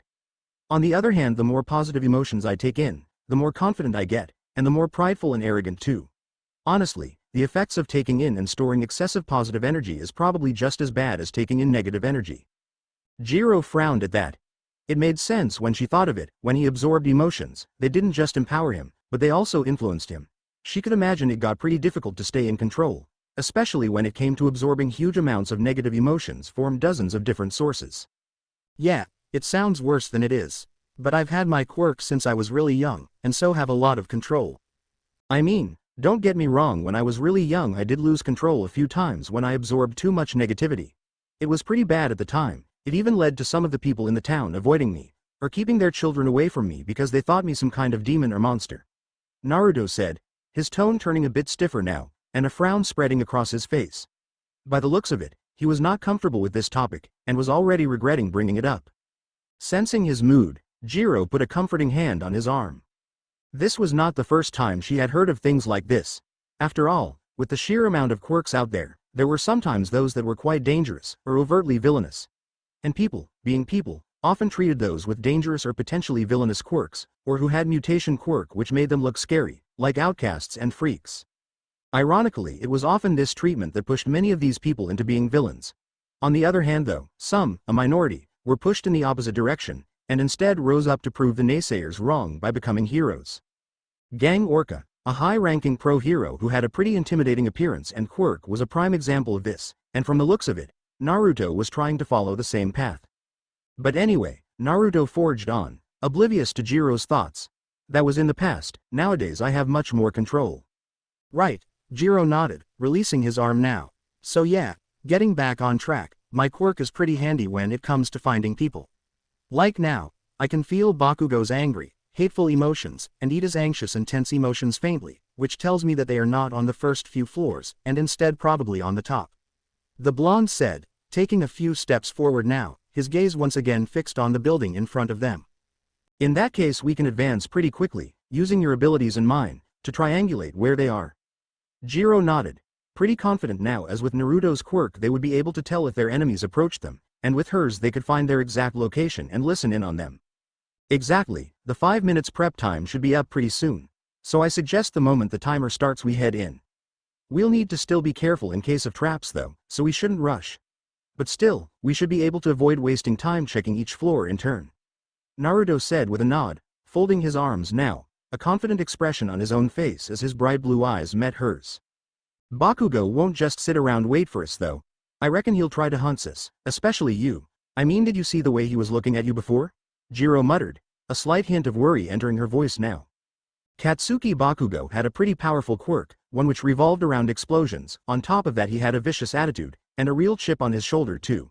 He could potentially be very problematic, and pretty dangerous too, if they met him in a dark, narrow corridor. Yep, I saw it. I also know exactly what he was feeling too when he looked at me. Naruto replied dryly, his blue eyes dimming slightly, as a hardness took over them. He's angry, resentful, and full of hatred and arrogance. Strangely though, he's also incredibly insecure, and it's that insecurity which brings forth all his negative traits and emotions. Jiro winced as she heard that, and saw the look of distaste on the blonde's. It must be difficult, you know, knowing what everyone around you feels. Useful in terms of posers and fakers, but horrible too. Yeah, it's not always good fun. Especially as a kid, you know, being able to sense people's hatred, their lust, and anger and rage, well, suffice to say, it is not pleasant. Naruto continued, his tone still a bit stiff, even as he forced a bright smile onto his face. Can you turn it off? Jiro asked, genuinely curious as she knew that there were some quirks which could be turned on and off, and some that were always active. Not really, I can suppress it when there are only a few people around me. But the more people there are, and the more intense their emotions, the harder it is to ignore them and suppress my sense. Naruto shrugged. Jiro grimaced as she heard that, before pushing away her concern. She liked Naruto quite a lot, but the two of them weren't that close, not yet anyway, after all they had only known each other for a short while. As such she didn't want to push too far, or make him feel uncomfortable. Not that she thought Naruto was the kind of guy to dwell on things, or brood, but still. Anyway, but my reckoning the 5 minutes should be over very soon. Before it's over we should ready ourselves so we can set off as soon as we can. After all we're on a time limit, and every second will count. Naruto continued resolutely, rolling his shoulders as he did so and stretching his arms. His blue eyes intense as he gazed up at the building. Opening parenthesis dash closing parenthesis. A few minutes earlier, inside the building with Bakugo and Iida. At the very top of the tower block, 5 stories above the chatting heroes, both Iida and Bakugo were standing next to a large, realistic-looking warhead. Neither of them saying a word to one another. With Iida awkwardly pacing back and forth, his full bodysuit of high-tech, white armor clanking every now and then as he occasionally stopped at the windows and stared down at Kyoka and Uzumaki before he then turned away. His gaze more often than not shifting back over to the scowling Bakugo warily as the blonde also paced around the room restlessly. With him occasionally muttering under his breath about smashing Uzumaki's head in, and putting the extra in her place. His vitriol getting more and more vicious as time went on and their 5 minutes of prep time wound down. Bakugo, Iida finally spoke up, his brow furrowing as he shifted his helmeted head over to look at the masked blonde. I think we should talk about how we'll defend the bomb. The plan's simple, 4 eyes. Bakugo replied viciously, his red eyes locking on Iida as he ceased his pacing. You stay here and protect the bomb, not that either of those extras will get up here. Not after I hunt down that fucking Uzumaki down and destroy him. I'll show that little shit who's better. Bakugo was breathing much harsher now, his face set in a ferocious scowl as he snarled and cursed about what he would do to Uzumaki. With Kyoka apparently being little more than an afterthought to the blonde at this point. Watch your language, Iida said, unsure what else he could say in the face of Bakugo's rants. It isn't befitting of a hero. He could understand the blonde's frustration, if not his sheer hatred of the other blonde. After all, it wasn't easy to find yourself up against someone better than you, especially when you were used to being on top. Iida likened it to the old idiom of being a big fish in a little pond. After all, once you left your little pond, you soon found that the world was a lot bigger than you thought, and that there are much bigger fish out there. Fuck off, Bakugo replied bluntly, baring his teeth as he once again started pacing. You stay here and protect the bomb, that way you're out of my way. I will head down and hunt the fuckers down and crush them. Iida withheld a sigh at that, but said no more. Bakugo was not the most reasonable of people, he was far too emotional, and despite not being stupid, his actions more often than not tended to fly in the face of logic. Fine, if that's how you want to play it. Iida nodded, his brow furrowing as he made up plans for how he would protect the bomb until the time limit ran down. His mind racing as he tried to put himself into the mindset of a villain. It was as he was thinking this that a loud buzzing sounding rang out overhead, and All Might's voice boomed out. Villains and heroes, ready yourselves, for the battle training starts, now. Baku, Iida began turning to his partner as he did so, only to find himself alone. The spiky-haired blonde having already disappeared. No doubt he was already heading down to ambush and confront Uzumaki and Kyoka. Iida withheld a sigh at that, even as he started pacing, patiently waiting for one or other of the two to make it up to the top floor and confront him. Already he had a plan in mind, about how he could use his speed to keep the bomb away from them until the time limit ended. With Naruto and Jiro, right, let's go, Naruto said, jogging into the building as he did so, Jiro right behind him. We'll head for the bomb as our main target, as I think finding and capturing it is an easier and faster strategy than fighting and incapacitating both Iida and Bakugo. I agree, Jiro nodded quietly, both of them slowing down as they entered the dark building, the gray, metal-paneled corridors making the place dark, cold and a perfect place to ambush someone. Heading over to a nearby wall, Jiro's earphone jacks connected with a concrete pillar, her eyes closing as she focused on listening to the sound waves. There's footsteps overhead, they're quite distant though. By the sounds of it they're on one of the top floors like you said. Naruto nodded at that, even as he continued walking, both of them reaching a staircase now, and then ascending it together. Naruto heading first and slightly ahead of Jiro so as to act as the tank, with Jiro acting as his support, her earphone jacks hovering near the slots to the amplifiers on her boots. Bakugo's on the move, he is getting closer, probably heading down to confront us. Naruto muttered, his tone becoming a bit rougher as he did so, even as wisps of red energy began to trail across his skin as he started using his quirk. Bakugo's anger was intense, and his emotions were strong. On top of that, both Iida and Jiro's emotions were more mixed. Both of them were nervous, and yet also confident. Taking that all in, Naruto began to draw on the negative emotions. The reddish energy that surrounded him gets stronger the closer Bakugo came. Unfortunately, he was not able to absorb enough to enter his yin form. That being said, there was still enough that his outward appearance began to change, even as his mood became slightly grimmer. Jiro eyed Naruto as he said that, her dark eyes flicking over the wisps of red energy, taking in his sharpening nails, wilder-looking hair, crimson eyes and sharper teeth as she did so. Just as his appearance changed when he drew on positive emotions, so too did it change when he drew on negativity. How do you want to handle him? Jiro asked, pondering the options of either direct confrontation or avoiding him. I suggest we try to avoid him. Naruto muttered, his crimson eyes narrowing as Bakugo got even closer, even as both he and Jiro made it onto the second floor, with Bakugo having reached the floor just above them. Right, Jiro nodded, her head moving up as she plugged her earphone jacks back in. He's right on top of us. He's walking at a steady pace, and probably heading in the direction of the stairs. If we carry on as we are then we'll meet him on the staircase. Taking into account his explosive quirk, there will be a lot of collateral damage, and it could cause both the building and the staircase to become unstable. Naruto muttered, his mind moving quickly. Coming to a stop, Jiro nodded at that. So we find another way up. Naruto replied simply, his red-eyed gaze shifting up to the corridor's high ceiling. Use your jacks to keep a track of Bakugo, I'll make us another path. Jiro nodded at that, trusting in her partner as she then turned and plugged her jacks back into the wall, her eyes not leaving Naruto as she did so.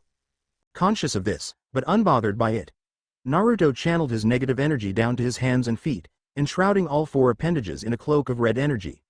The cloak shifting even as it reshaped itself to create claw-like hands and feet. Smiling at this, he then leapt into the air, his clawed hands sinking easily into the metal-paneled walls, like a hot knife through butter. His crimson eyes burning red as he quickly climbed up the wall, leaving a trail of smoking handholds behind as he did so. After which he hung off of the ceiling, blunting the claws on his feet and left hand, even as he dislodged his right hand and shifted the crimson claw into a long, thin blade. Concentrating hard now, Naruto quickly got to work, his blade of negative energy slicing through the ceiling above him as he quickly cut a hole into it. His teeth clenched as he finished cutting, and then reformed the blade on his hand into a hammer-like shape, even as he pulled his arm back and then shoved his hammer-like fist into the ceiling, grunting as he physically forced the sliced-up part of the ceiling up and to the side, trying to do so silently as he did so. "I can hear his footsteps, he is on the same floor as us now and getting closer," Jiro called up quietly. Naruto nodded at that, even as he dropped to the floor again, the red energy around his limbs dispersing as he instead wrapped an arm around Jiro's narrow waist and leapt up. The leap carrying both of them through the hole and onto the floor above. "Awesome." Jiro grinned as Naruto released her, and she looked back down at the hole in the ground. The floor had to be more than a foot thick. "You can use the negative energy to cut things? I can control its shape and consistency, so I can make it as sharp as I want, or as dense as I want. So good for both offense and defense, I suppose. But in this case I just sharpened it to the max, and increased its density." Naruto nodded. "Awesome." Jiro muttered, a slight tinge of jealousy in her voice now. Noticeably though there was no malice behind that jealousy. "Thanks, but anyway, come on, let's go. I tried to make as little mess as possible, but he might still see the hole. We should try to get to Ida before he notices," Naruto said, already quietly jogging through the corridors as he did so, Jiro following closely after him. Below, walking down the second floor's corridor, the still angry Bakugo continued striding through the hallways, his red eyes narrowed and his ears peeled as he tried to track the two heroes, his teeth still bared, and his hands sparking as he began to get impatient. His gaze roving the corridor in front of him for any sign of his quarry. Something was wrong. He definitely should have run into his two opponents by now. It wasn't possible for them to have snicked past him after all, as the stairs were the only way up to the next level, unless of course you counted the lift, but that had been shut down. So, with that in mind, either the duo were still searching the bottom floor hoping to find the bomb, or they had somehow found another way up, or somehow snuck past him, which again should be impossible. Growling at that, Bakugo continued to storm forwards, passing straight under the hole in the roof without noticing as he instead headed for the lifts. He would prise the doors open and check the shafts, just in case the heroes were trying to climb them. Opening parenthesis dash closing parenthesis. With Naruto and Jiro continuing along the corridors, both Naruto and Jiro quickly ascended the next two floors and made it to the top. Jiro using her quirk, and Naruto his, to triangulate Ida's location, even as they kept a weather eye out for Bakugo, who, as far as they could tell, was still searching for them several floors further down. Pausing at the door to the room Ida was in, the duo turned to one another. "Ida's quirk is based on speed. We'll need to go in quickly, otherwise he could make things tricky," Naruto muttered, thinking on what he knew of Ida's quirk as he did so. "Doesn't your quirk give you enhanced speed and strength? Do you reckon you could keep up with him?" Jiro asked, eyeing the wisps of red energy that had once again started trailing across Naruto's body. "It does, but it depends on the amount of people around me and the strength of their emotions. So far I can only draw on 4 people. Being honest, I would probably need to have at least 20 sources to draw on in order to match Ida." Naruto replied with a shrug. It was hard to get estimates on these things. But he knew from experience that with his quirk, quantity was more important than quality, so to speak. Individually he would get a lot more of a power-up from being in proximity to Bakugo than he would Ida. However, in contrast, he would get even more from 2 Idas when compared to 1 Bakugo. It was kind of complicated, but that was the general basics. "How far is your range?" Jiro asked, thinking back on the rest of the class and All Might, all of whom were only a few hundred meters away, and probably watching the ongoing match intently. "About 80 or so meters to start with." Naruto shrugged, a frown on his face. "However, it increases the more powerful I get. So the more people I am near, the more empowered I am, and the further my range." Jiro nodded at that, sort of understanding what he was getting at. "Right, so I am thinking we burst in and surprise him. You hit him with a sonic wave from your boots, hopefully freezing him or distracting him for long enough for me to rush in and take him out, or at least engage him," Naruto muttered, glancing down at the amplifiers on her boots as he did so. "Right, let's do it." Jiro nodded, her jacks already plugging into her boots as she set herself, ready to unleash an amplified blast of sound at Ida the moment she could. She could probably hit him now if she really tried, however there was always the worry that the doors would deaden the sound wave enough so as to affect its effectiveness. With that said, Naruto took a step back, the red energy once again cloaking his hands in red claws, the energy shifting and moving so that it covered both of his arms up to the shoulders now, his burning red eyes narrowing as he did so. After which he took a step forward and booted the door open as hard as he could. In response to which the double doors flew open, one side of them blasting clear off its hinges and slamming into the floor a few feet away, even as Naruto leapt forward. With him rapidly dashing into the room, his clawed hands at his sides as he moved to one side, making to circle around the shocked Iida, even as Jiro unleashed her own assault. "Ah, damn it!" Iida cried out, gripping his head as he did so, his voice sounding out over his communicator and warning Bakugo several floors below of what was happening, even as the amplified sound waves continued to assail him. Seeing this, Naruto dashed in from the side, leaping up as he did so and landing a flying kick straight to Iida's helmeted head. His enhanced strength, adding to his technically perfect kick, as he blasted Iida off of his feet. The blow cracking the helmet as it sent him flying backwards into the floor. Twisting in the air after his kick, Naruto landed back on the ground in a crouched position, his claw-like hands digging deep gouges into the concrete as he steadied himself for a moment. After which he darted forwards once more, ignoring the distant shouts of rage and explosions as Bakugo tried in vain to get up to the top floor to stop them. Instead his attention, and Jiro's, was on the bomb, both of them moving as one as they rushed towards the center of the room and secured the warhead for a flawless victory. Hero team wins. All Might's voice boomed out, even as Naruto and Jiro high-fived. Naruto releasing the stored-up negative energy in his body as he did so, his features returning to normal as the duo celebrated their victory. It was a few minutes after the exercise had ended, and a triumphant Naruto and Jiro, a pissed-off and raging Katsuki, and a visibly disappointed Tenya had all rejoined All Might and the rest of the class in the observation room. The moment the four costumed heroes had entered, All Might smiled and directed all of them over to one side so that they could stand in front of the rest of the class in a line, separating them both into their pairings.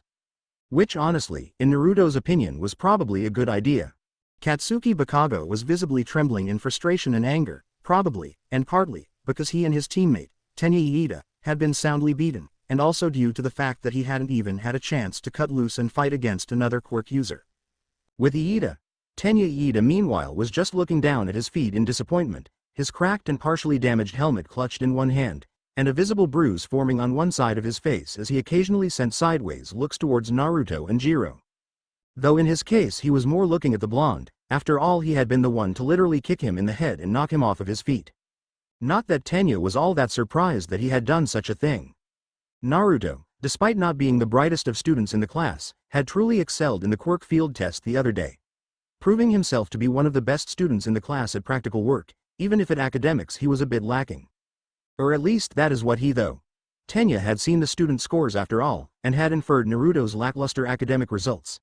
After all, with a quirk like his, he without a doubt aced the practical test. Which of course brought into question just how he could possibly have not ranked in the upper echelons of the class rankings, unless his scores in the written test were not great. Opening parenthesis dash closing parenthesis. With Naruto. As Tenya was having these thoughts, Naruto himself was absent-mindedly playing with the blade of his combat knife.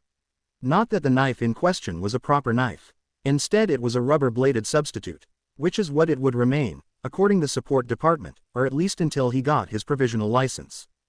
Turns out UA weren't too keen on the idea of one of their first-year students having knives, even though it was a part of his costume, and to be fair, Naruto could see why. They were a weapon, and as such had no place in a classroom, or in the hands of an untrained, unqualified person. After all, just as quirks were heavily regulated, and their use banned, unless under strict supervision, or unless you had a license, so should dangerous support items. Still, hopefully sooner or later he would get his provisional hero license and a proper set of knives to add to his costume, you know, just in case he was in a one-on-one situation with a villain, and had no other people, save for the two of them, to draw power from. A safeguard, so to speak, something which could make up for his quirk's weakness. A few minutes later Naruto was knocked from his thoughts when All Might began speaking, the tall, incredibly built man smiling widely as he turned to the class at large and gestured to Naruto and Jiro. "Well class," All Might started, coughing into his fist with his hand before he gestured to the victors. "I will admit that that was quite an unexpected match, but nonetheless impressive, despite there being a distinct lack of action." All Might then paused as he said that, looking around at the other students. "Now, can anyone tell me just why this match was so impressive?" "I know, sensei." Momo spoke up first, even as the other students started muttering to one another, and Bakugo continued shaking in barely controlled rage. With Momo raising her hand as she spoke, getting everyone's attention. Yes, young Yaoyorozu, All Might boomed, his large smile widening even further. It was a tactical matchup. Uzumaki and Jiro, they both went into the exercise looking to avoid direct confrontation, or at least until they found the bomb. They stuck together and used one another's quirks to quickly locate the two villains, and the approximate location of the bomb. Following that, they then avoided Bakugo and ambushed Tenya, outnumbering, overwhelming and overpowering him with ease. Momo rattled off, her tone contemplative and her expression intense as she thought back on the match and analyzed what she had seen. Correct. All Might boomed, his grin widening even more. The winning team used clever tactics to avoid confrontation until the bomb was found. They didn't force a confrontation, or get embroiled in a pointless fight. It was a very good display of how heroes should act. But come on sir, it was a bit unmanly, don't you think? Kirishima spoke up, scratching his spiky red-haired idly as he sent Naruto and Jiro an apologetic shrug. I mean, sorry guys, but it was a bit boring. You just snuck around and avoided fighting. Where was the challenge, or the excitement? Yeah, but they still won though, Ochako replied, her cheeks puffed up as she scowled at the startled Kirishima. Indeed they did, All Might nodded, his gaze on Kirishima now. But remember this, young Kirishima, sometimes you can win a battle without fighting. At the same time, by fighting the enemy, you could win the battle, but lose the war. Kirishima nodded uncertainly at that, an awkward look on his face as he felt the number one hero's gaze on him. Now, what did you all think of Bakugo and Tenya's performance? All Might then continued, looking around at the rest of the class as he did so. They kind of messed up, didn't they? Mina spoke up, her golden-colored eyes twinkling as she saw Jiro and Naruto throw her amused looks, and Bakugo scowl at her. A little more detail would be nice, All Might chuckled lightly, but although, yes, they did make mistakes, it was not all bad. They did have some positive moments. Can anyone tell me what the good points and bad points of their performance were? Ah yes, young Midoriya. Naruto turned a bit, looking away from the still grinning Mina, as he instead turned to look at the diminutive, awkward, green-haired boy, Midoriya. The weird kid, with the quirk that destroys his own body. Yes, well, neither of them really communicated properly.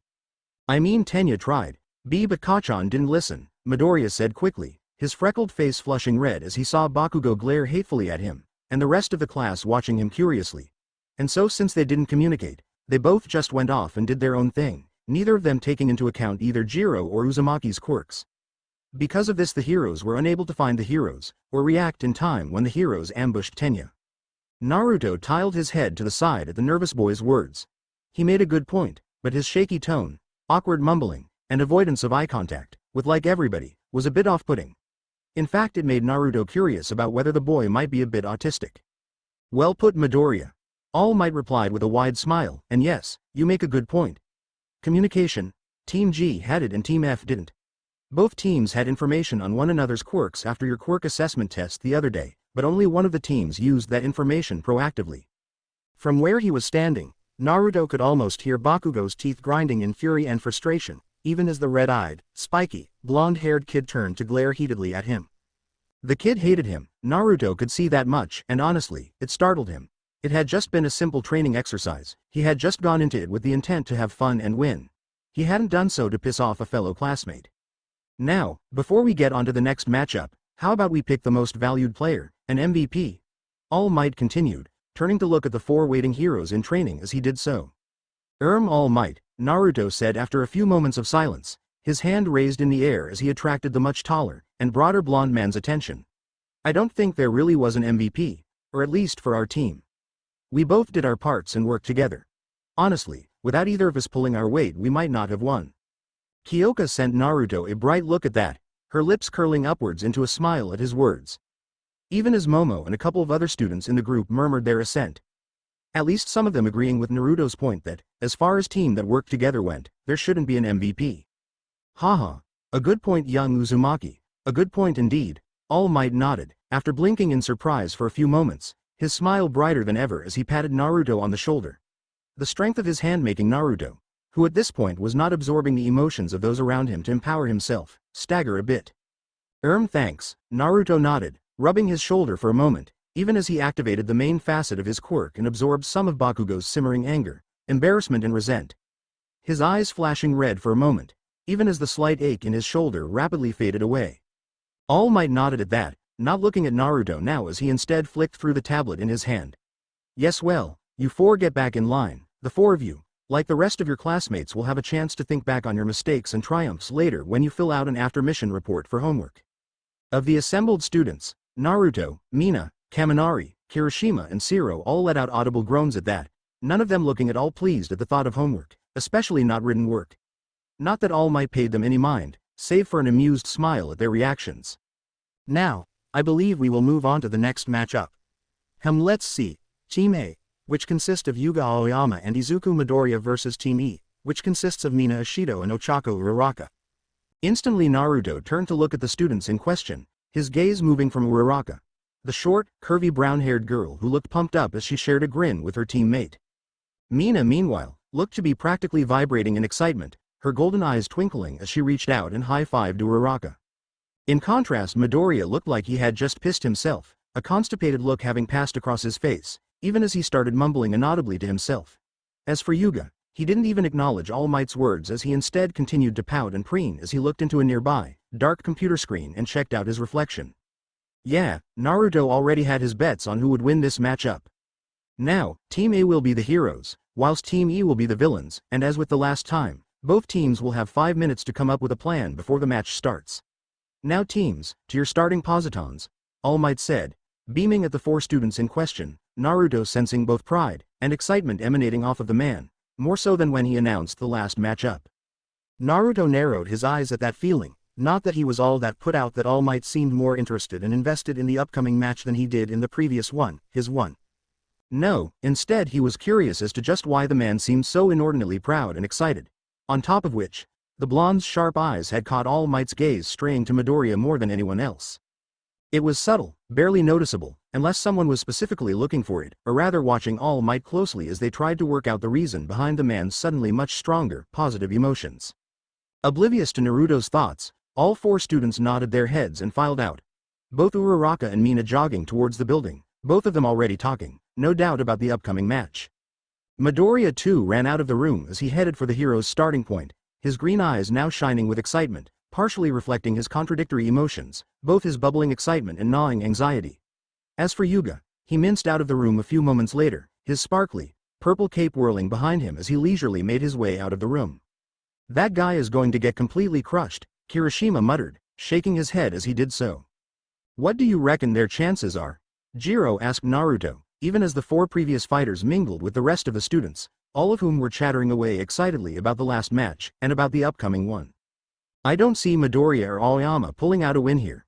Naruto muttered, shaking his head, even as he and the rest of those present turned to the main screen. The 2 teams had just reached their starting points and were both now about to start discussing their plans for the upcoming match. Jiro nodded at that. I can see what you mean. With Mina and Uraraka, so what's the plan? Mina asked her partner, Uraraka, as she casually inspected the fake bomb. It looked pretty legit, or at least it did until she touched it. The entire thing wobbling backwards and forwards at the slightest push. The thing felt like it was hollow, and made out of fiberglass. I don't know, but after watching the last match I don't think it's worth splitting up or trying to confront them one-on-one. Ochako replied with a shrug, a thoughtful look on her face. It's only Midoriya and Aoyama. Mina replied with a laugh, waving her hand at Uraraka as if to disregard her worries. Midoriya breaks his bones every time he uses his quirk, the guy's a one-hit wonder, and Aoyama. His laser thing looks like it packs a punch, but when we did the quirk assessment test the other day he told me that it hurts his tummy if he uses it too much. Mina then giggled at that. Maybe, Ochako replied, but you shouldn't count Midoriya out, he seems pretty stubborn, and all he needs is to hit you once. I mean I was with him during the practical test to get into UA, he totally took down the 0-pointer with just a single punch. Damn. Mina cried out, leaping back in shock, somewhat theatrically. I wouldn't want to be hit by him then. No, that's why I think we should look to defend this room, nodded Ochako. Well we could, but it would be pretty tricky. No offense but your quirk doesn't look like it's great in combat. Mina began, a guilty look on her face as she turned to her partner. No, it's fine, you're right. It's pretty handy most of the time, but when I am indoors like this, there's only really so much that I can do. Uraraka shrugged. Your quirk sounds like it would be pretty good to fight with though. Yeah, well, it is some of the time. Mina replied, an uncertain look on her face. I can create and release acid from my pores, and I can change the viscosity and strength of it. Thing is though I've not really had much training in how to fight with it. So I am a little worried. I mean if I make it too strong it could be too deadly to use against a person, it could like kill, or at least permanently disfigure someone. Hey, yeah, we don't want that. This is only training, Ochako cried out, waving her hands at the thought of Midoriya being melted. Can't you just tone it down? I could, but it wouldn't be all that effective. I mean, I could destroy Aoyama's laser belt thing, which would help neutralize him as a threat. But Midoriya though, I couldn't really do anything to him, unless I wanted to really hurt him, the pink-haired girl muttered, her face scrunched up in a frown. Ochako hummed, scratching her chin absent-mindedly as she pondered on what they should do. So we shouldn't head out there to confront them, and would struggle to hold them off if they attacked us. So then what should we do then? Mina was about to shrug at that, before she paused, her eyes brightening as a sudden thought occurred to her. I think I have an idea. At the same time with the other team, so we're agreed then, yes? Aoyama simpered in his French-accented voice, his hands on his armored hips, and his flashy purple cape flowing about behind him as he checked out his reflection in a nearby window. We head in there straight away, make a flashy, sparkling entrance. You punch the pink one, whilst I hit the other one with my laser beam. It'll be over in a single flashy, glorious strike. Midoriya blinked at that. As far as he was aware, they hadn't even had a discussion of what they should be doing, or how to go about tracking down the weapon, or defeating the villains. In fact, all they had done was arrive at the starting point, with Aoyama spending most of the time preening and primping as he gazed at his reflection. Meanwhile, Izuku had just been muttering to himself about the strengths and weaknesses of both Uraraka and Mina's quirks. There hadn't been much in the way of cohesion, planning or discussion. For one, Izuku didn't know how to approach the odd, flamboyant, narcissistic, foreign boy. He had never been that good at dealing with other people, not without a lot of awkward fumbling. I don't know, they might be expecting a straightforward attack. Izuku replied nervously, looking up at the looming tower block ahead of them as he did so. This was it, his first proper fight as a hero, even if it was a training simulation fight against his fellow students. Even so though, this was where it began, it was where he could prove his worthiness to be a hero to the rest of his class. It was the opportunity he had been waiting for, the one which would allow him to prove to All Might that the number one hero had not been wrong in entrusting his quirk, one for all, to him. Izuku clenched his teeth at that. This was it, this was his unofficial debut as a hero. Nonsense, my friend, between your strength and the power of my laser, we should have no problem blowing the competition away. Aoyama once again waved him off. Opening his mouth to respond to that, Izuku was caught flat-footed when an alarm suddenly rang out, and All Might's voice boomed out overhead announcing the start of the exercise. Come along, Midoriya, let's show them how we sparkle, Aoyama called out, even as he ran straight into the building, his glittery purple cape flapping about behind him, even as the sun overhead caught his silver armor and the odd, curved, translucent orange glasses he was wearing. Wait up for me, Izuku called after him, pulling up the hood of his own costume, and the face mask. A pair of what looked like bunny ears flapping around above his head, both protrusion reminiscent of All Might's unique hairstyle, as he ran into the building. A few moments later, the two of them found themselves in the dark, maze-like tower block, both of them running through the corridors. Aoyama in the lead, slight bursts of light erupting from the belt around his waist as he did so. The small laser blasts, controlled and aimed as they were by the belt, partially lighting their way, even as they rapidly ascended the building.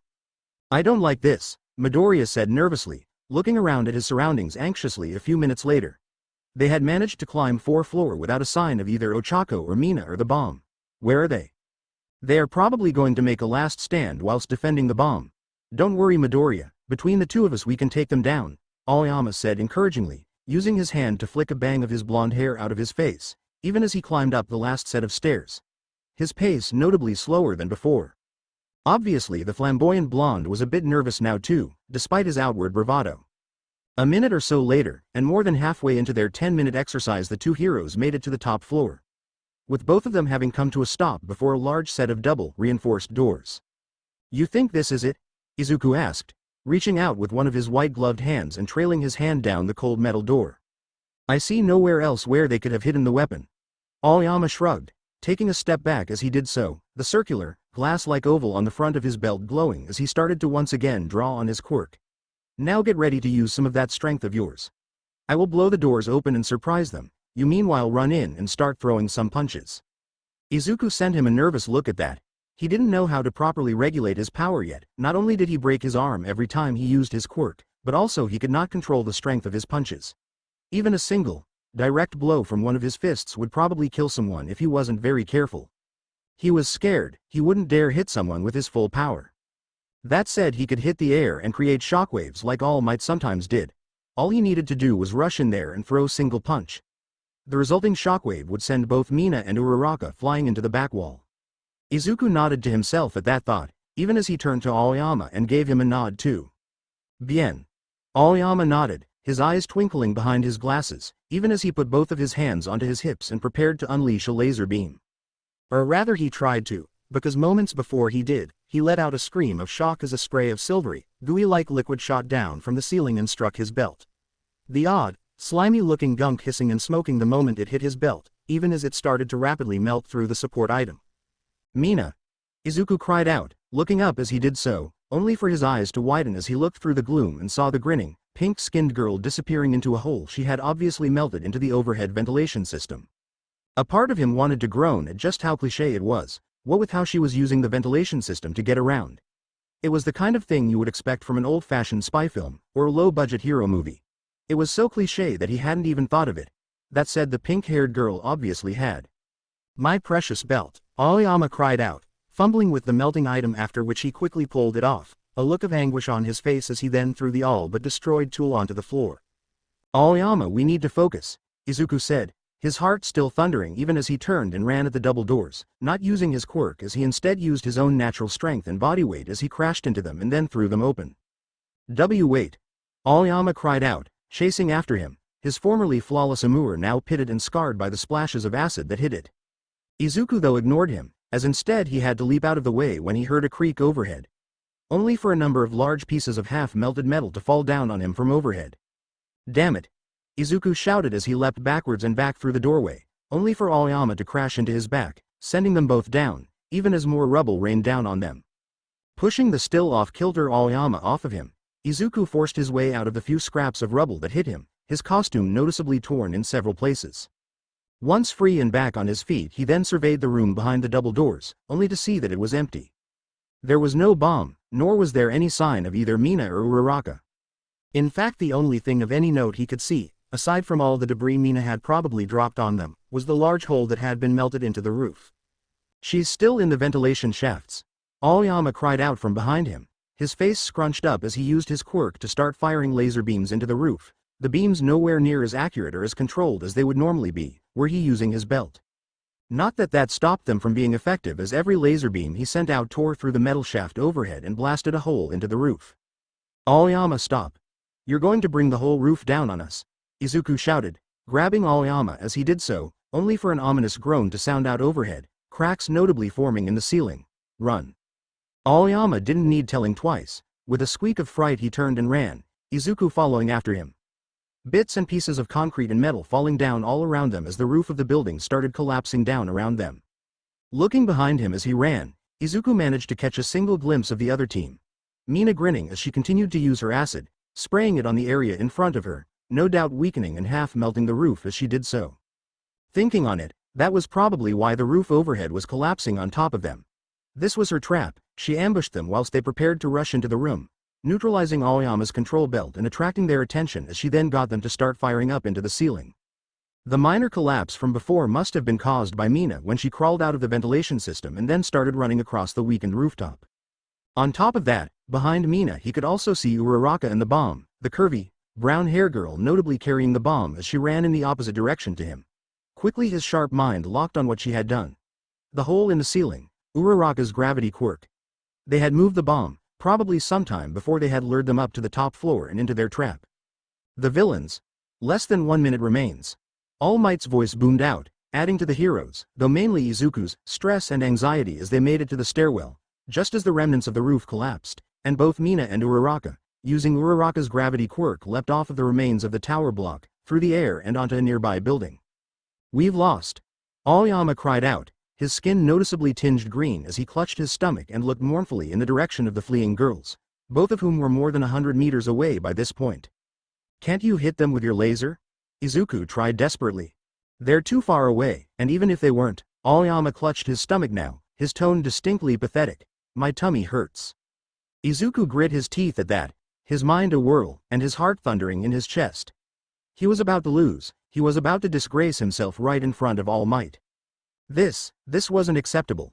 Not if he wanted to be the next #1 hero, the symbol of hope, and to save the world.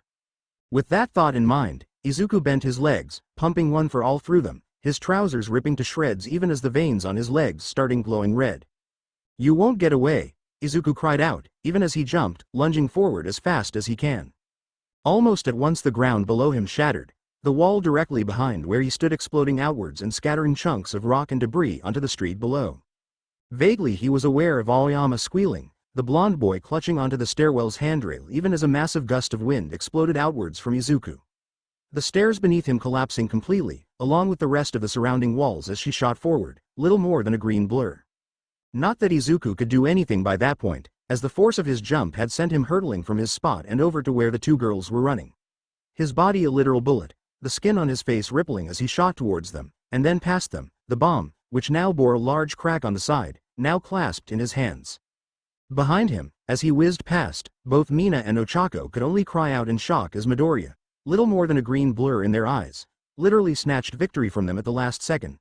His legs, now blackened and broken, now flapping about behind him as he continued hurtling forwards.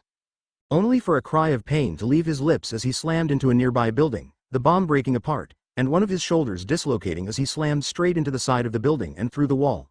Several of the bones in his arms breaking too as he then rolled a few more meters along the floor of the new building, before he passed out. In the observation room, "That's time, and the heroes win?" All Might's voice boomed out, ending the exercise. His voice notably strained as the two villains both looked perfectly fit and healthy and ready to continue fighting, even as the two heroes looked completely done in and out of it. With Aoyama still squeaking in terror as he desperately clung onto a handrail, his feet flailing uselessly beneath him as he found himself suspended over the collapsed stairwell. A 30-foot drop onto a pile of broken bricks and metal poles waiting below him as he futilely tried to find some purchase so he could get out of his current situation, only for his armor to weigh him down, making it impossible for him to do anything other than hold on and wait for help. Midoriya meanwhile was lying unconscious and broken on the top floor of a nearby building, the broken remnants of the bomb, and bits and pieces of rubble lying all around him. To the students in the observation room, and to All Might himself, it didn't look like this was a hero victory. Well fuck, that happened. Naruto muttered to Jiro, looking to her in surprise as she too gawped at the shit show they had just seen. If that had been a real bomb just now, several city blocks and all four of them would have been killed. Momo added on, a look of surprise on her own face as the shock of what had just happened settled in. Around the room the rest of the students were muttering to one another. Honestly, until the last 10 or so seconds it had seemed like a complete villain victory. Mina and Uraraka had come up with a clever strategy between the two of them, using their preparation time and the time it took the heroes to reach them to hash out a good plan, after which they had then pulled it off flawlessly. Only for Midoriya to literally steal the show, in a display of immense power, and even more immense stupidity, or at least to some in the room. After all, the guy had ended up hurting himself and endangering his teammate all so he could steal victory from the jaws of defeat. The end. Thanks for watching. Also remember to subscribe and like this video. See you in the next video.